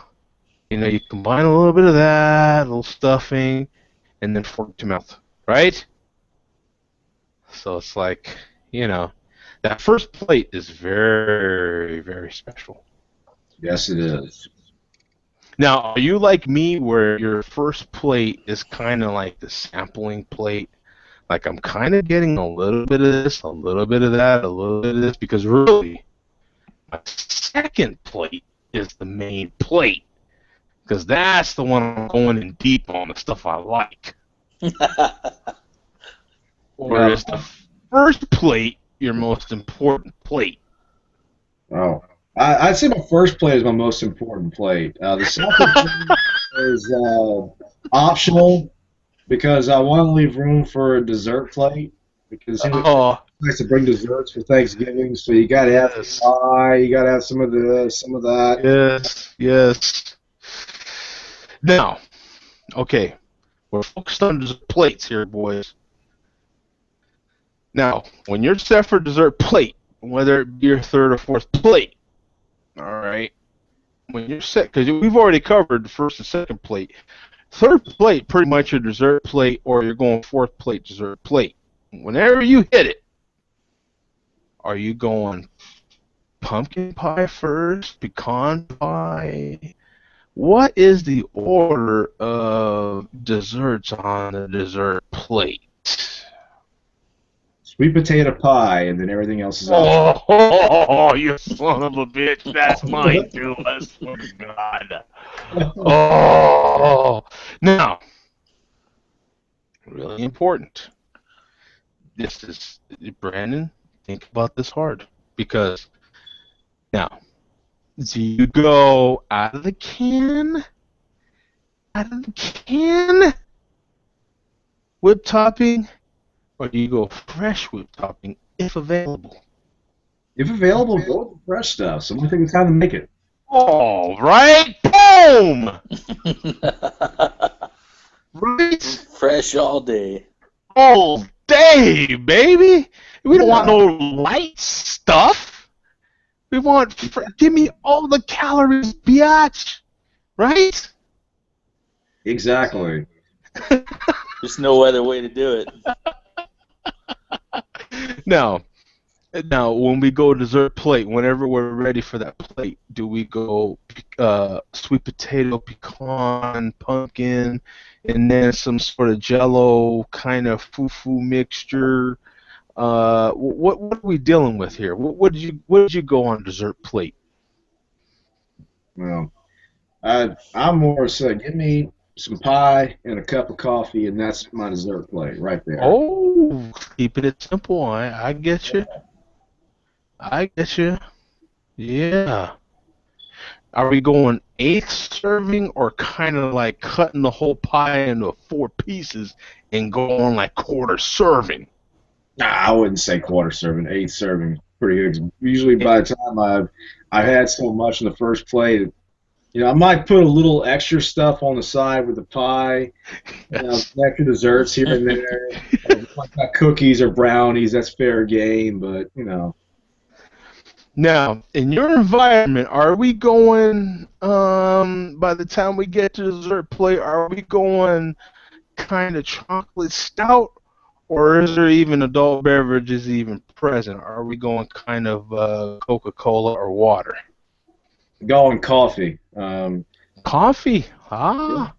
yeah, I like to drink my adult beverages before the meal because okay, you're outside, the guys are outside, they're frying the turkey, and you know Hmm. what?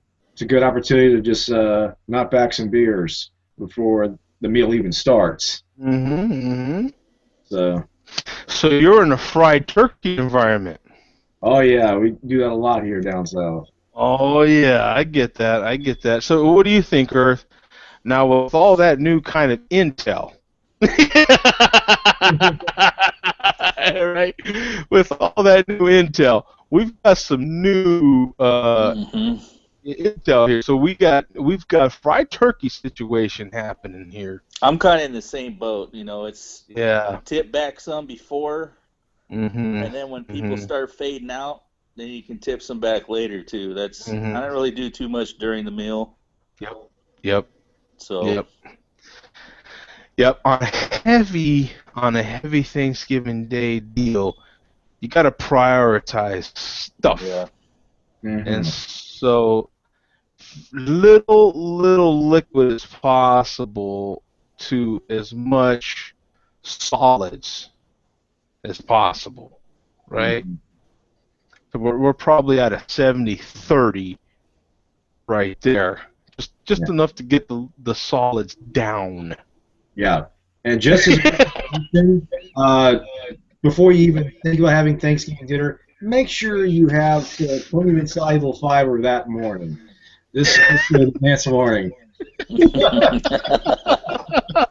Now, I think we would agree that Black Friday is the definite adult beverage day. Absolutely.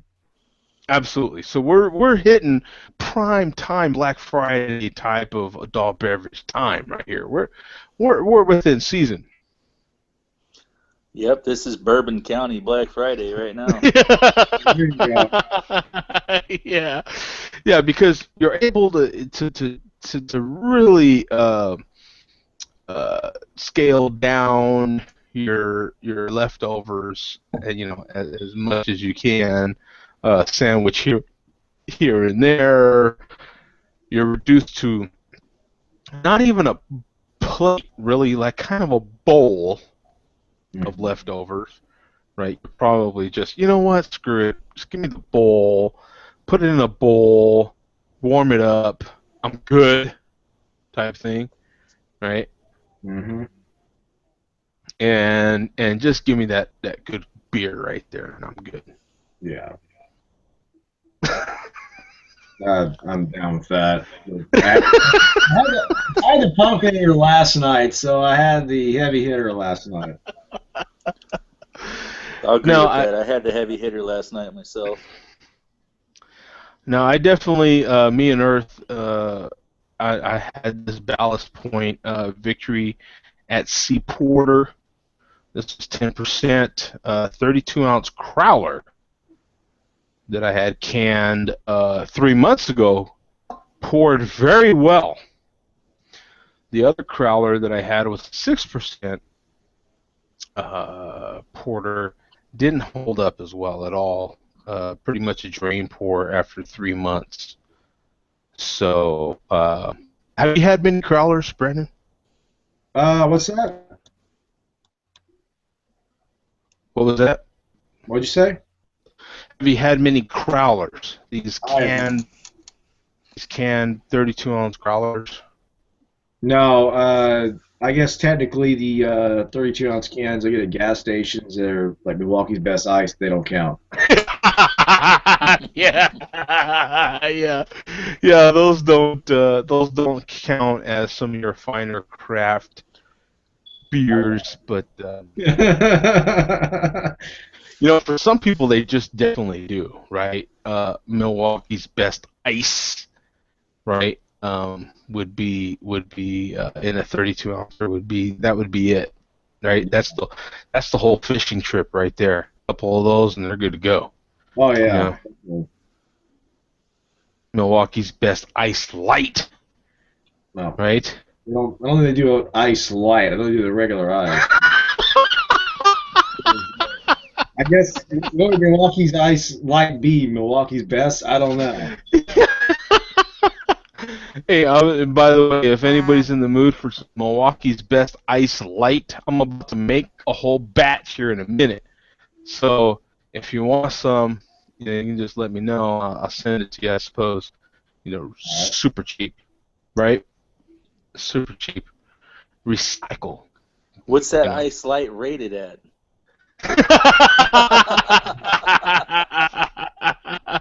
Yeah. That- Good question, right? That's hilarious. So, yeah, those are the hard-hitting questions that we've been covering here on Share Bear 346 here while you were gone there, Brandon. Brandon's been gone for a minute, man.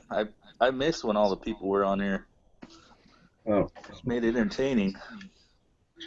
Well, actually, and Brandon knows a lot of them are on the Liquid Bread show, the Yeah. So on yeah. Wednesdays. And then Skylar is very busy with his brewery, and so is Zach. So you got all that going on. Hmm. Everybody got a life and moved on. Yeah, well, success, man. I mean, Skylar finally started his thing, and he's having much success with that. And so is Zach, and good for them. I mean, that's fantastic. Hmm. Hats off to the both of them. I hope to. Yeah, that's awesome. There's no hope to it. I definitely will be in Zach's neighborhood next year. I hope to get to Skylar's neighborhood next year as well. I haven't mentioned that as much at all, but I have even more incentive to get to Skylar's neck of the woods than I do Zach, just because I have family over there I need to see. So I kind of have family everywhere, but I have family that I definitely need to see in Skylar's neck of the woods. So that's another possibility for me. I'm definitely going to get to Denver and see Zach. But there's another possibility we could meet up with Skylar, and that would be awesome. That would That be could be. cool. You So could do a there's, show from there too. oh yes, baby, that would be great because now that I am a single entrepreneur, I'm able to um, get out as I can afford to. So um, hopefully we can make that trip happen as well. We'll see how it goes. I don't talk about it much because I want to make sure that I can make it happen first with everything else that I have planned. But yeah, if we can make that one happen, that would be awesome, man. You know what I'm saying? Skylar's making some fantastic stuff over there. Oh yeah. There's another cat in Florida that I'm not as much in touch with, but he was a fan of the show as well, roughly around the same time that Brandon and Skylar and Zach and AJ all jumped in. And he started his own brewery as well. And I'm hoping to get over there, if not in 2016, then maybe 2017. Um, we'll see what happens with Barrick. But if I get to Florida, then if Barrick is still there, I'll try to definitely hook up with Barrick and get to taste some of his stuff as well. Um, but yeah, there's definitely going to be more traveling. You know what I'm saying? That's going to be awesome. No, Well, if you get down in Florida by 2017, you just might be able to get in contact with Greg too, because I think he's heading down that way. Yeah, you never know. There might be some. Maybe he's heading for one of the bike shows or something that's heading down there too. So yeah, I'm sure. I'm sure there's something that'll happen that'll connect all our paths. So I'm hoping to give enough time for everything so that if there is anything that'll connect us all, let it happen. I'm not going to get in its way. That's for sure. You know what I'm That'd saying? be cool, yeah. down. If it means spending a little extra money to spend an extra day here and there to do whatever, yeah, let's do it. You know what I'm saying? I mean, we've been, like me and Earth talked about, we've been friends online for too long to be letting a day or two hinder us, from actually meeting face to face, Yep, I hear you there. But yeah, you never know what happens, man. I've definitely been through Brandon's neck of the woods many times. You never know. You never know. Yeah, So, I'm back in You Louisiana. might just work it out next year. It might yeah, be a pretty good year. yeah, you really, because I was close to going to Dallas here a few months back, just for work. So, for a couple of weeks. So you never know. I mean, you never know what happens. You know what I'm saying? Like, something happens spur of the moment, and they say, "Hey, man, we need some cats over there in Houston." I'm like, "Hello, send me," and Next thing you know, man, one of those free weekends, me and Brandon can hook up not that far from Houston to South Louisiana. So, Oh, yeah. What's the temperature like out there right now? Louisiana. It's pleasant. It's not bad. Not too cold yet. Okay. It was cold earlier in the week, but I mean, it's 69 degrees outside right now, so it's pretty nice. oh, yeah, it's better than here. I'll tell you right now. Oh I yeah. think, let me see. Let me see what it is right here.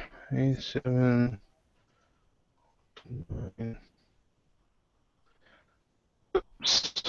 zip code.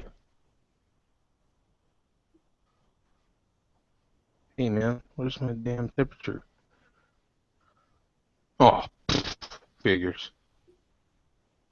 Let me do it this way. 51. It says it's 51 degrees here, man. In Phoenix. That's lovely. Yeah. I think we're about 57 or so right now. Mm-hmm. Yeah, you guys are always real close to us. Yeah, I was in the 30s earlier in the week, in the mornings. That made for some really cold mornings. I'll tell you that much. I'm sorry. I'm from South Louisiana. I don't live up north, so I don't have to put up with that stuff. Exactly, right? Yeah, I've already told Kat, man. I've been in Phoenix a year. I'm already getting soft. You know what I'm saying? Like it's amazing how fast it happens too. It's just warm so much that the minute it gets anything below 70, and you're just like, hmm, hmm, it's time for a light jacket. You got acclimated to it. You just get used to it being so warm. Yeah, bring out the wool tank top. Yeah, so I'm right in line with all the rest of the people down here with short and a jacket. You know what I'm saying? It's like that's the standard issue down here. Shorts and a jacket. That's I used to think it was funny when I was coming Desert down here. living. Yeah, yeah. Low desert living, right? Because I lived in high desert for so long, and it's just flat cold. So you dress for it, but low sea level desert. It's like I used to laugh when I would come down here, and I'd see all the people down here in just shorts and a jacket, and I'd be like, "Are you kidding me? Why not just like long sleeve and some pants or something?" And here I am, shorts and a jacket.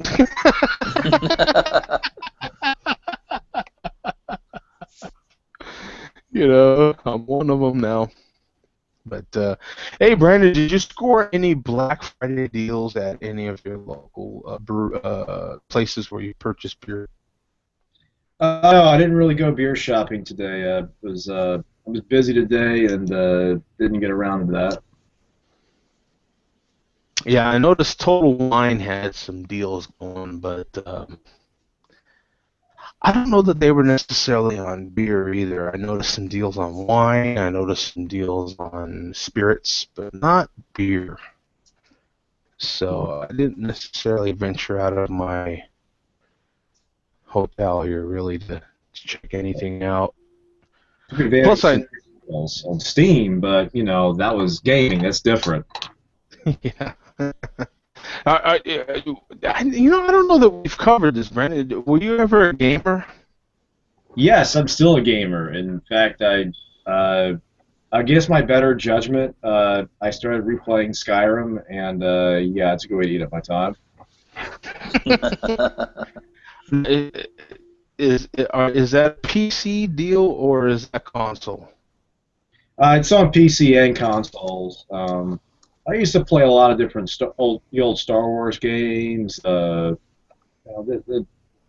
some of the ones that were multiplayer, and so that was a lot of fun. And some other some of the other types of MMOs that were not World of Warcraft.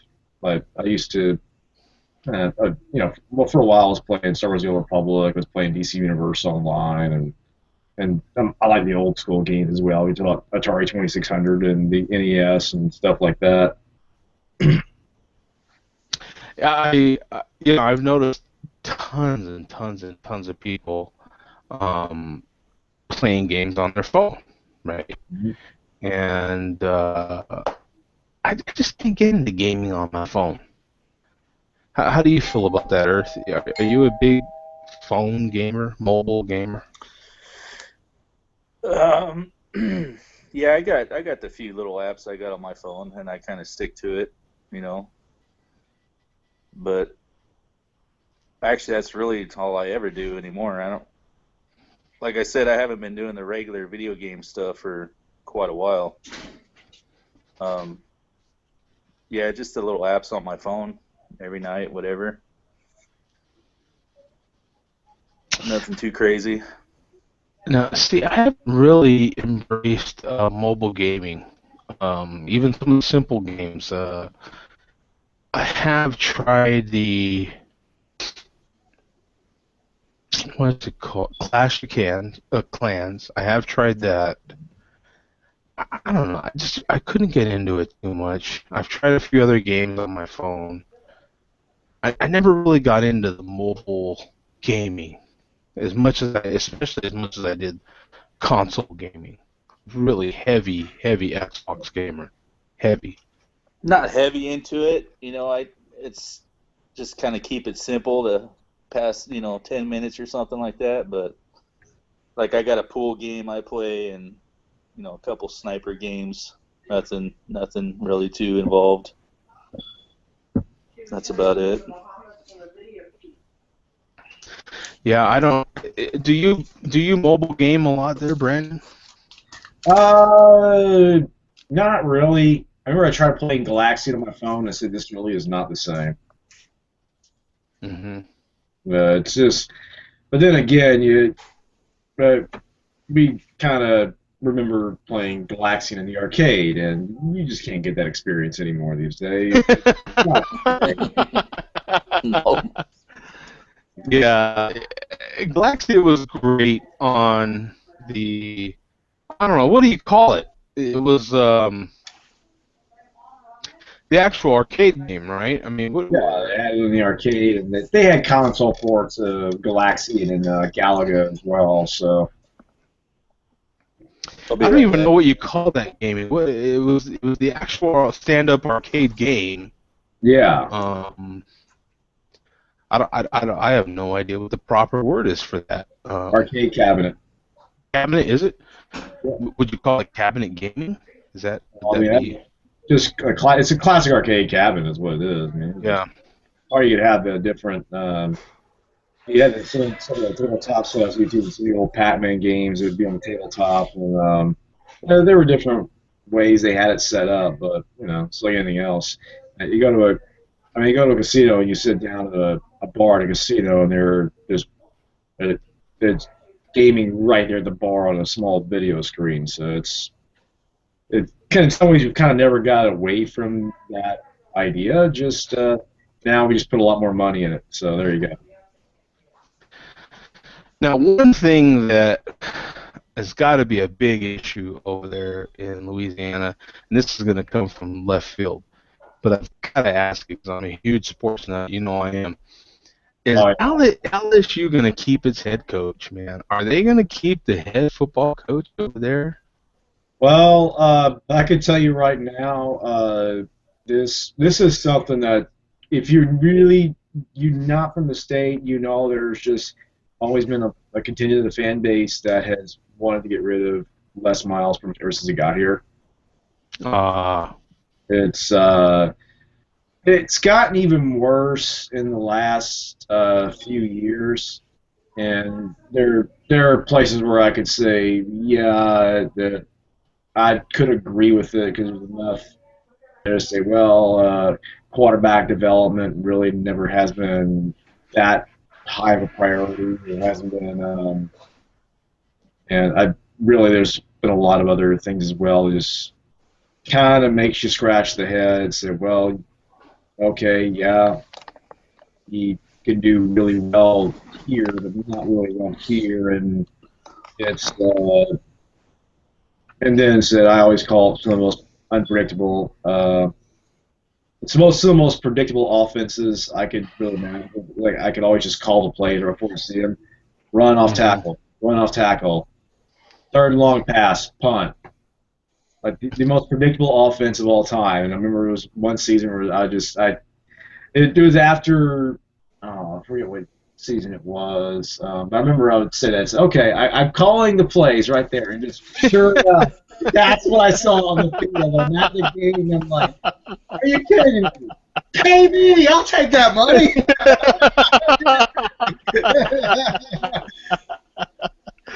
Yeah. Yeah, so and that's why I love asking stuff like that of people that actually live there, because there's so much that's going on locally that we don't know about nationally, you know. Yeah, Uh, and then there was a lot of it went sour, especially with the national championship game a few years back when Les Miles just decided he was not going to play the backup quarterback that actually would have had a chance to do something in that game, and yeah, or either quarterback on the bench at that point would have been at least a better alternative. I was at that game. I paid money to see that shit. oh, you were at that game, okay. I was at that game, but then people said, "Man, you paid all that money to go over there." I said, "Yeah, but how many national championship games you went to?" Right. I'm like, "Yeah, I went to a national championship game. What were you doing?" Exactly. Yeah, no, it's well, here's I started the show by showing this program here. I mean, I was at that game Sunday night, Cardinals and Bengals. Yeah. Fantastic game last Sunday night. The Cardinals came out the victor on that one. I'm not a Cardinal fan, but I still like to watch good football. Yeah. And so yeah, any chance you have a chance to watch good football, I'm all over it. Yeah. So I definitely understand that aspect of it. You're like, oh, I was there. I spent money to watch it. I was in the seat. Yeah, I was there. I watched that unfold.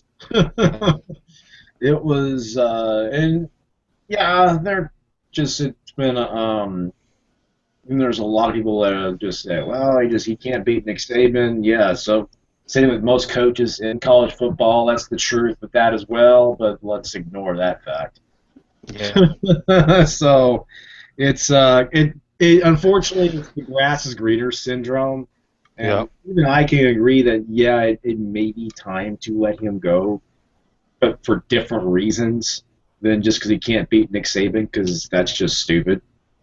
To me, that is too. That's silly. That's a silly argument. Like, okay, I get it. That means a lot to your school. I get it. I really do. It's like the Michigan, Ohio State thing, right? Like, I get that it means a lot to that school, but I mean, the man still has an incredible record at your school. Yeah. And I mean, an incredible record. If you're gonna let a guy go, what's your alternative? There's a lot of talk that they're trying to go after Jimbo Fisher from Florida State. Because he was an offensive coach at LSU with Saban, and then later with Miles before he went after the Florida State job.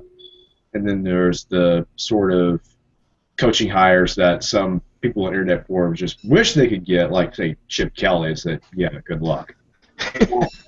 But it's like, yeah, it'd be fun to watch, but at the same time, I think I have a better chance of seeing myself coach LSU, be head coach LSU.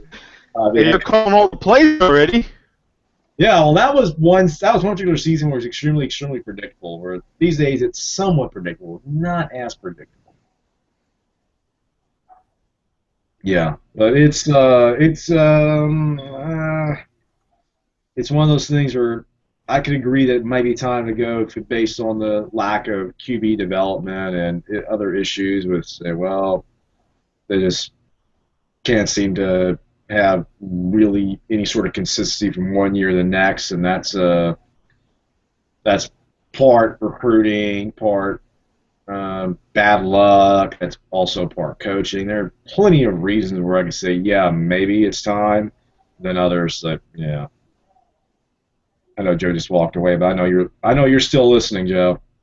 Oh no, you're not. Now you're back. Sorry about that, man. Yeah, I was just going on, and oh wait, he walked away. Sorry about that. Well, you can watch the replay because.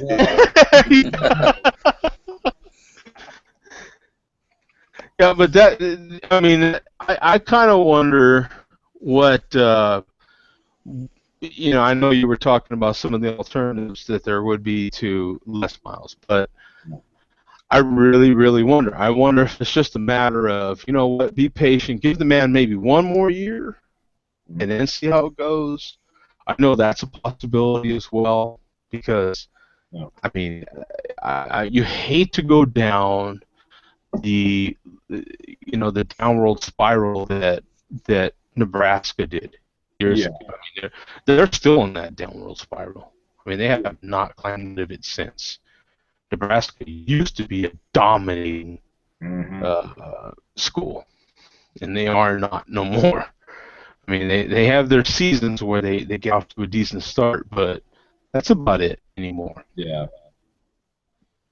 Yeah, I mean, it's one of those things where either you take the chance and you roll the dice and, hey, you win on the roll. Fantastic. Or you roll the dice and you don't. Or you don't roll the dice at all and, okay,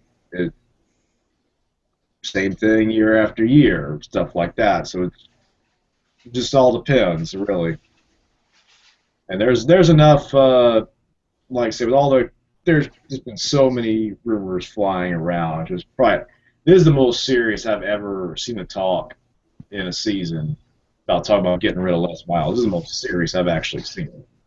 Yeah, well, it's a national discussion. You know what I'm saying? I mean, it's more than just a local discussion now. It is a national discussion now.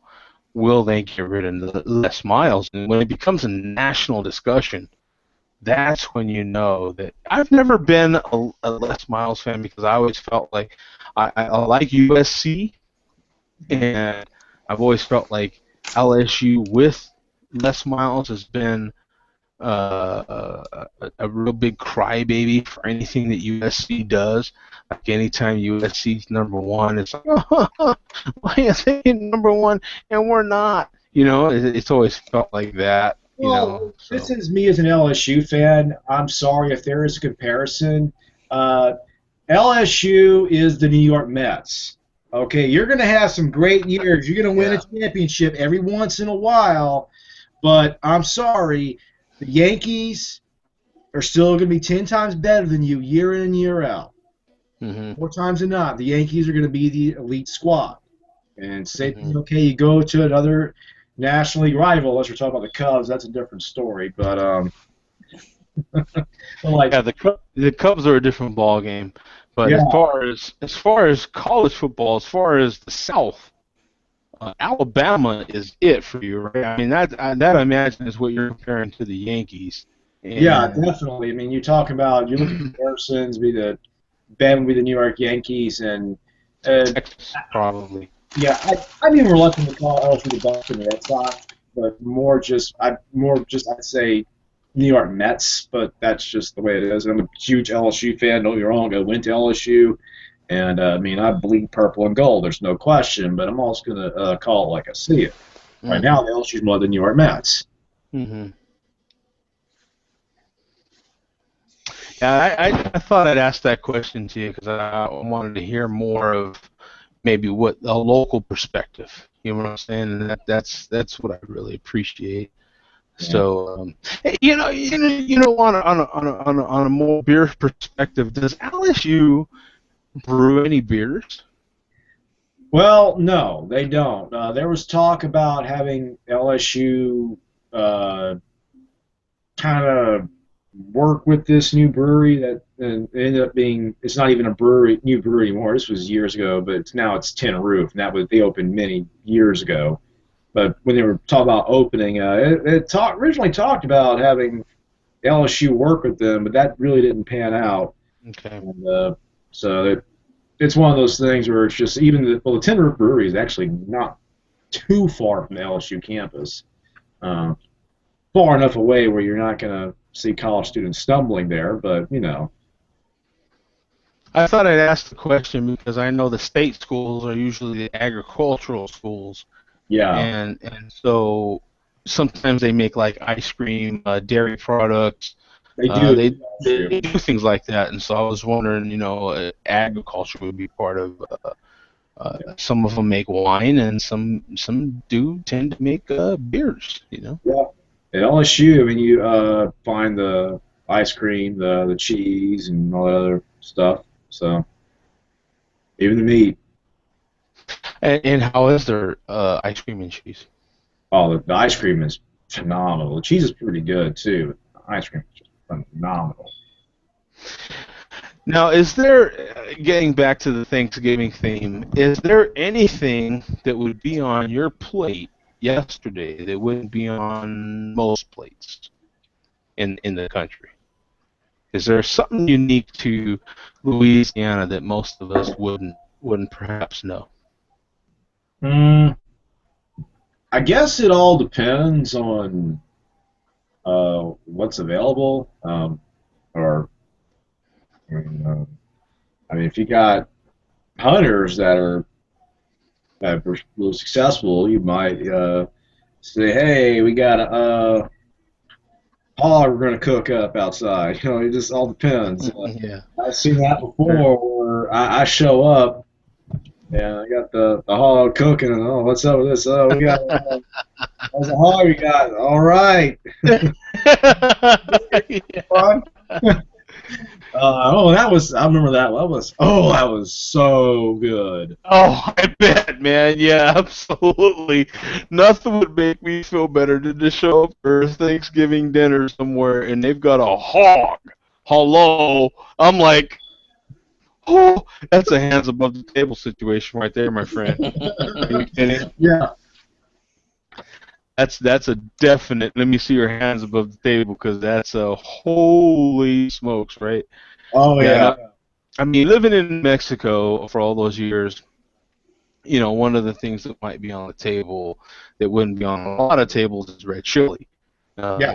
They use red chili for gravy in a lot of homes in New Mexico. So that's why I asked. I mean, that's the only reason. And it would be one of the only variables. A lot of us pretty much eat similar things, not the exact same things, of course, but similar dishes for Thanksgiving. So there are those little variables depending on where you live, and so I just thought I'd ask. Louisiana's if you've ever been to Louisiana, it's a very unique food stop. Right? Oh They have things in Louisiana that are delicacies that are very good, but are unique to Louisiana, and so it's one of those questions that definitely would come up for someone that lives in Louisiana, as opposed to northern Louisiana, because northern Louisiana is a very different country. Oh yeah. I mean, North Louisiana, it's more like the rest of the South. You get to South Louisiana, Yeah. it's different, and we talk about different things that we eat. For example, I mean, some of us still eat head cheese. Hog head cheese, that is the way to go. Let me tell you. Oh, I remember when I was visiting. One time I visited Bayou Teche. It was on a Saturday, and this guy outside, he was barbecuing and stuff like that, and they even had some red boudin. I don't know how much you know about the different types of boudin, but Oh. he had some. Well, the difference is the red boudin. Well, they decided to go actually full on blood sausage there by actually cooking it with the blood. Having the you have to use fresh blood to make it. So but you're only going to find that not generally no you're only going to find that at a butcher shop because Okay. they actually or a slaughterhouse actually not a butcher a slaughterhouse because they actually have first they can inspect it. So they have some you can't if you transport the fresh blood, you got somebody on where you're at your butcher shop to inspect all this and make it, and a lot of people said, "Nah, we're not going to deal with it." But you go to a slaughterhouse, you're more likely going to find that red boudin, which is pretty And good. I'm assuming that's pork blood and Yep, not beef, right? pork blood. Yep. Yeah, okay. Now that is a tradition that is in New Mexico. Actually, Mhm. is called completely different thing. That is something that you not on Thanksgiving, Not on but Thanksgiving, no. But but Louisiana on it. those are dishes that you will find made with your cilantro and diced onions and so forth, and pico de gallo mixture into tacos. That pork blood that's fried up. Mm-hmm. It gives it extra flavor. Yeah, the way I've had it prepared, I've found it kind of nothing special, really. Just kind of like, I don't know, like no real flavor to it at all. Like, just not a big deal. Like, if you didn't even really know what it was, you're kind of like, oh, okay. No, like, I don't know, kind of like ground beef with no flavor. You know what I'm saying? Like, the way it's prepared for me. Yeah. Yeah. But I've watched it from pig being killed Yeah. and the blood being drained to actually going in a wok type of looking device and being stirred and slowly made. I mean, it was not a quick process at all. It was a very long process. And the old man that made it for me was very exact about how he did it. And Mm-hmm.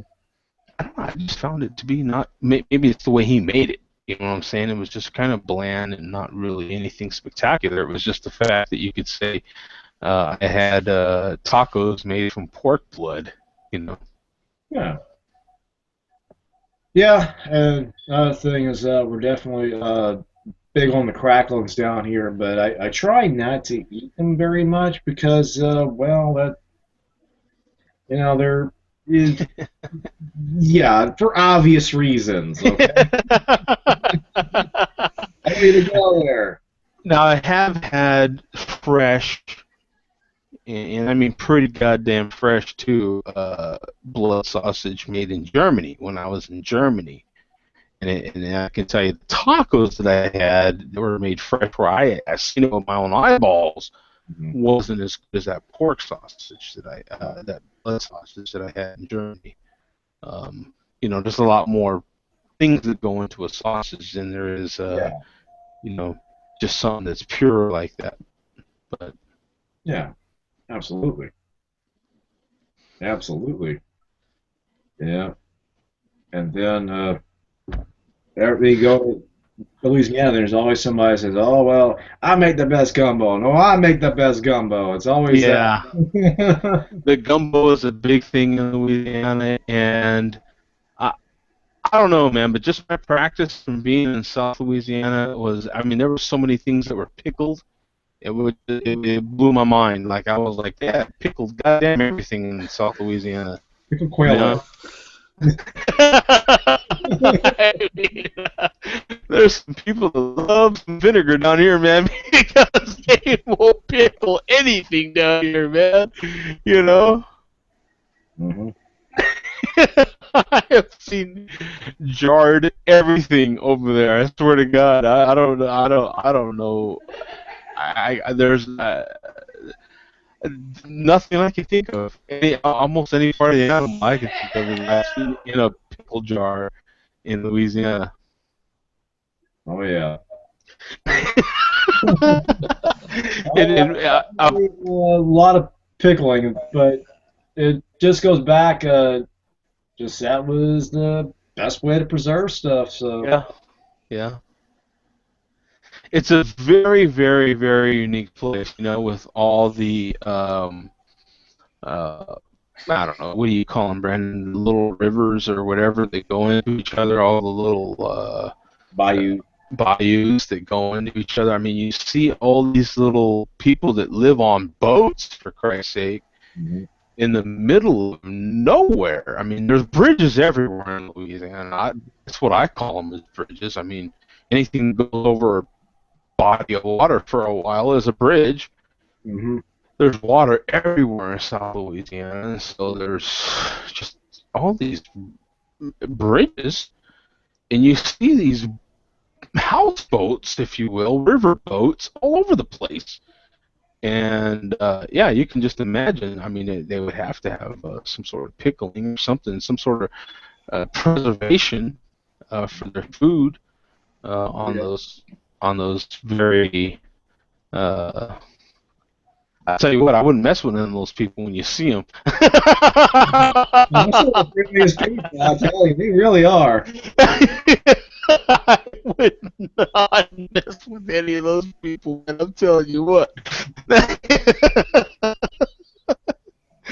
I would not want to be out there in the middle of them swamps and have a disagreement.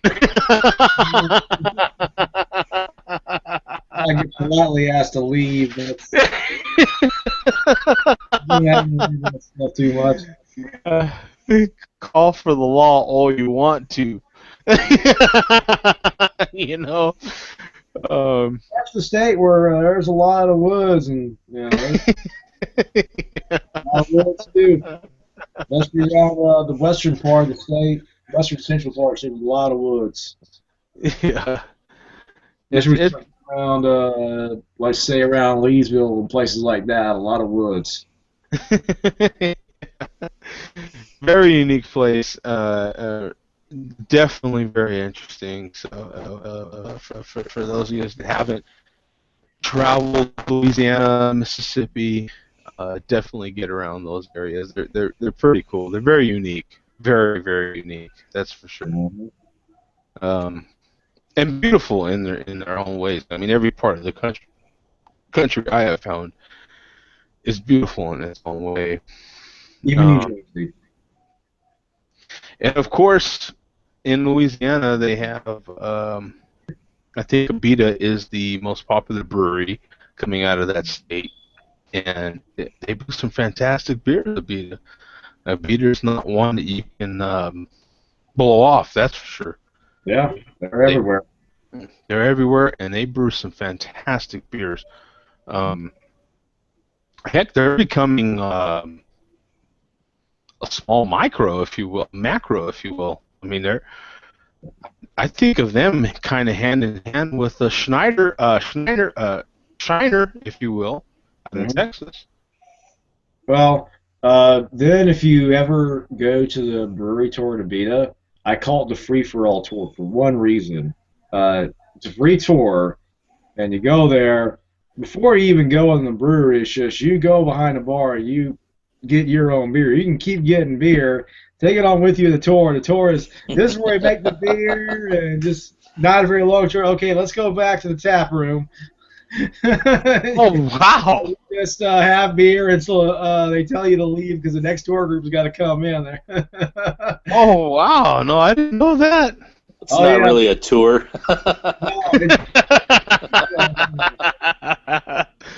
That's kick-ass, man. Where is the Beta, Brandon? Beta is in Beta Springs. It's if really the fun part of that is the Covington Brew House, and it's another brewery in Louisiana. It's really about a 10-minute drive from the brewery, the Beta Brewery, so you could do both tours in one day. Oh, nice. Not much of an issue. And Covington's and then the brewery in Covington is in downtown, so it's in downtown Covington, which is pretty nice. So your only issue really being is that Abita's going to let you pour your own junk. So, I mean, it just depends on how free you're getting with your own pours over there at Abita. Well, yeah, absolutely. You're like, well, I'm kind of comfortable over here right now. Maybe I'll just kind of stick around, Yeah. Do they have any beer brewed with jambalaya over there? No, with funny you should say that. I was at a beer event. It was a home brewing contest, pretty much your typical ones. And one of the guys was cooking jambalaya, and one of the Tin Roof, one of the guys who works at Tin Roof made a beer called Blonde Sugar Sex Magic, which was the Tin Roof Blonde, but with chili peppers in it. And it paired really well with the jambalaya. Oh. It was just it's a good Mm. pepper beer too, but because it's not overpowering, but you have that with something like jambalaya, it just helps it really pop. Interesting. You Yeah. know, jambalaya, red beans and rice, those are some of those dishes where you don't necessarily know that you've eaten too much of it until you've eaten too much of it, right? I mean, the minute you've eaten too much of it, you're like, oh, son of a bitch, right? You're like, oh, and you're just like, I mean, you can't fit half a drink of water in your belly anymore, right? And am Pretty I right, much. Brandon? Pretty much, especially with some good red beans. You get them. Well, it's high. It's just got the just right flavor, right seasoning, and all that rice. Your eyes is bigger than your stomach. This is all done. Oh shit! What I No, do? my experience with jambalaya and red beans and rice was with one of my sergeants. We had a little bit of a disagreement, and well, it wasn't a little bit; it was a big disagreement. But in order for him to make it up to me, he invited me to his house. We were in Germany at the time. He was from South Louisiana, him and his wife, and so he invited me to his house. His wife was gonna make me red beans and rice and jambalaya, and it was so damn good. I didn't know where to stop, and that's what happened to me. It was from firsthand experience that I learned that you're one spoonful away from being comfortable or just being flat miserable. You know, and you don't know where that's at till you have that last spoonful, and then you're like, you know what? That was the one. That was the one. Put a fork in me, man, because Food coma. oh my God, I'm done. Oh, I was miserable. Oh, I was miserable. It was like, because it was so damn good.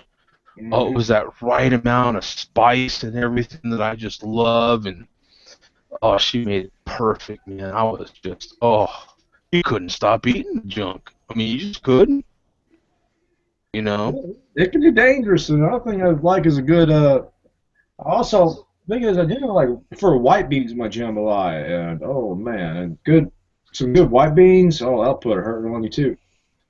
Yeah, I remember she made cornbread and everything. And I like my cornbread really sweet, and buttery. Oh, dude. Yeah, it was on. It was on. I Hey, remember. I just could not. I had bowl, and I was younger then. You know what I'm saying? I was in my prime. I was in my prime. You made some food, I was gonna knock it back.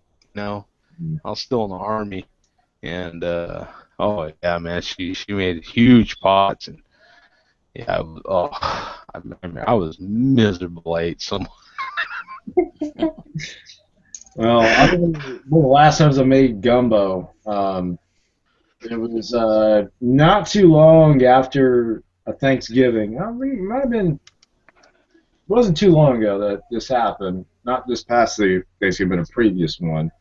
And somebody just said, "Hey, can you just give me the carcass from the fried turkey?" They said, well, "Yeah, sure. We weren't gonna do anything with it." So I went ahead and made a stock with it. Threw some. I just chopped an onion in half, threw it in there, skin and all, and made a stock with it. And said, you know what? Let me do something crazy. So I also made my stock from the hen in that same turkey stock that I made when I finally pulled out of the fridge and was made gumbo. Uh, it was gelatinized. It just said it gotten so much collagen there, it just gelatinized. I said, oh, Oh. you're gonna put a hurting on me when I make this. Oh my God. I stopped eating that stuff. Woo! It was a cold night too. Yeah, man, I'll never forget that day. 'Cause it was like, it was one of those days when you felt like your belly was actually ripping in half. It was so full. You know what I'm saying? And I remember, I'll never forget that day. It was nuts. Um, oh wait, what is this?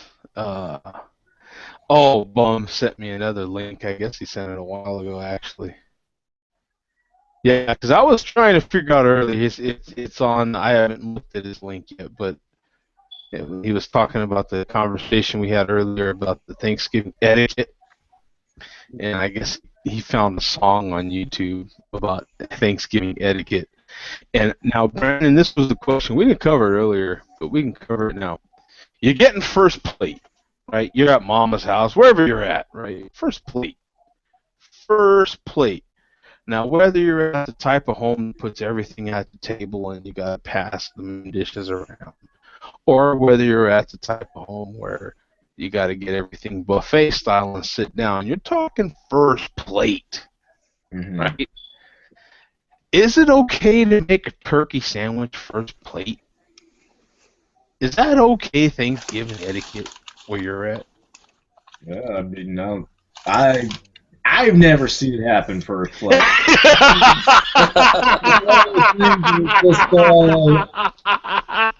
Not first plate, right? First plate. If you're man enough to make a turkey sandwich first plate, right? You're the man, right? Because I've never seen it done either. I heard that question asked, and I was like, you know what? They got a good point. You know, first plate. Can you boldly make a turkey sandwich first plate? Yeah, that's something else right there. How do you prepare this sandwich? Yeah, see, You use mayonnaise, mustard. What do you use? Now, see, I'm a firm believer. Turkey sandwich, you gotta go mayo with turkey sandwich. Kraft mayonnaise. I mean, that's the real stuff. Best Foods. Either way, gotta be mayo. Okay. Gotta go mayo, thick, on good bread. Turkey sandwich. Yeah, Brandon's just giving. He's just giving the head nod. You know what I'm saying? Now I know someone from the south. Some people like Miracle Whip. Someone from the south. Well, yeah. See, now Blue plate in the south. I'm sorry, in Louisiana, it'd be blue plate. Everybody knows what I'm talking about. Yeah, see, now I knew Brandon would be okay with the mayo on a turkey sandwich, man, because that's the way it's done.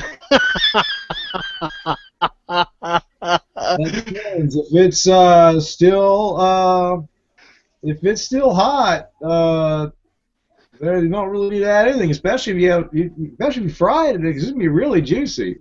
Yeah, that's true. But there ain't too many people get an opportunity to make a fresh, hot turkey sandwich. Most of the time, it's going to be because you're not going first plate. Like we already had that discussion. You can't go. So by the time you hit second plate, turkey sandwich, that sucker's at least cooled off. It may be room temperature, but you got to go mayo on that bad boy. Well, I see what you're saying there. Yeah. Now you might improvise and go mashed potatoes.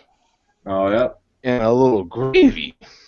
That's you might could do that. Now some people have the white gravy, brown gravy discussion there. Now that's a household thing there.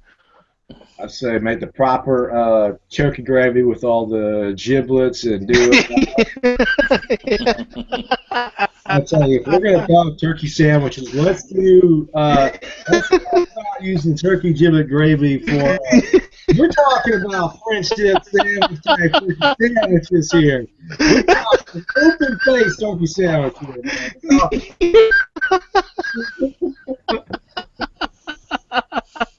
Oh yeah.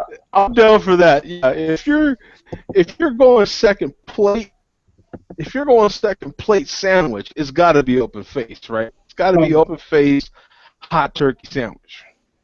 Oh yeah. With the turkey gravy. With turkey gravy. Now, if you go on third plate, maybe fourth plate, now you can go kind of standalone sandwich, mayo, and so forth. Yeah, second plate, I have to agree with you. You're talking open face. Oh yeah. Mm-hmm. Yeah. I kind of had to.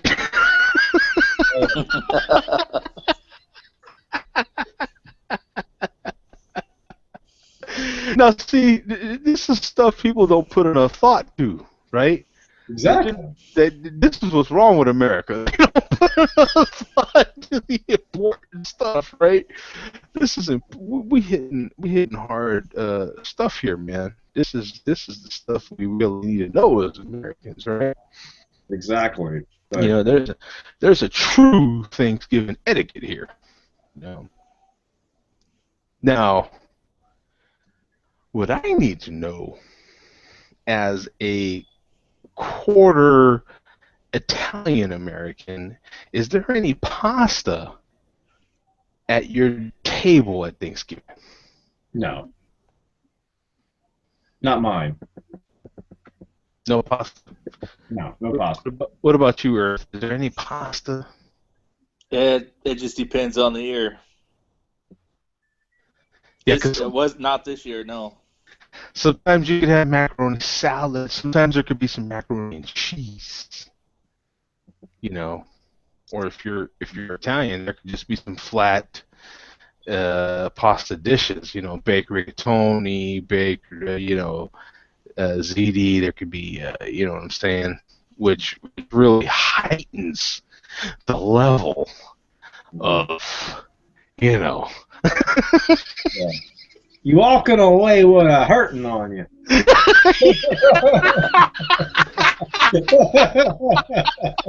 That's gonna happen regardless. Yeah. That's it. You forget it. Yeah. There's going to be more of a Uncle Joe's got to lean over type of experience, right? Happening. You know what I'm saying?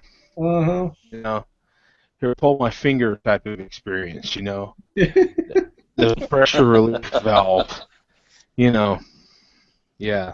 That was always my favorite thing with my little nieces and nephews, you know? Hey, it's a pressure relief valve. Watch how this works. Pull my finger.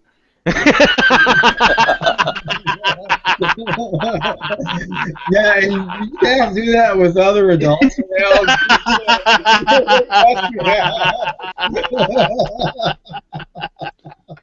Score nephew and niece on Thanksgiving. Exactly. That's what nephews and nieces are for. That's what the small table is for at Thanksgiving. See, they're the official finger pulling people at Thanksgiving. See, and that's our job as uncles to have them pull the official finger. Yeah. It's just built in. I didn't make the rules. I just go by it. You know what I'm saying? Yeah. That's that mandatory memory making moment. Yeah. Uncle Joe. Exactly. You know what I'm saying? Here. What? You want to see me? Well, I'll get another plate, but here you gotta pull my finger. And it's like your brother's like, "No, don't do it." That's the story that's told 15 years later. Yeah. when they're doing it, actually, right? Because that's what happens. You're like, hey, it happened to me. It's got to happen to you, man. Sorry. Like, that's how it goes down. That's how you learn, right?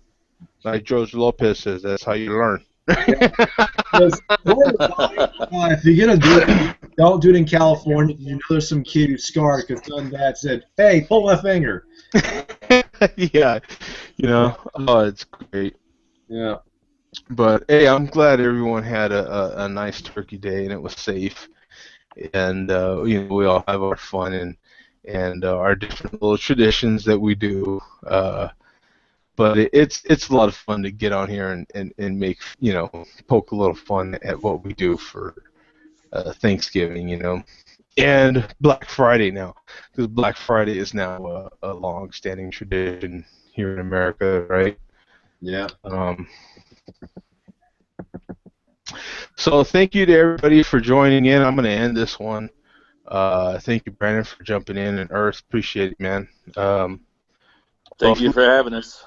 Absolutely, man. So for those of you that have stuck in there for this whole show, is every Tuesday typically we do a show 7 p.m. Eastern every Tuesday. So one of these days it might have to change, but we'll cross that road when we come to it.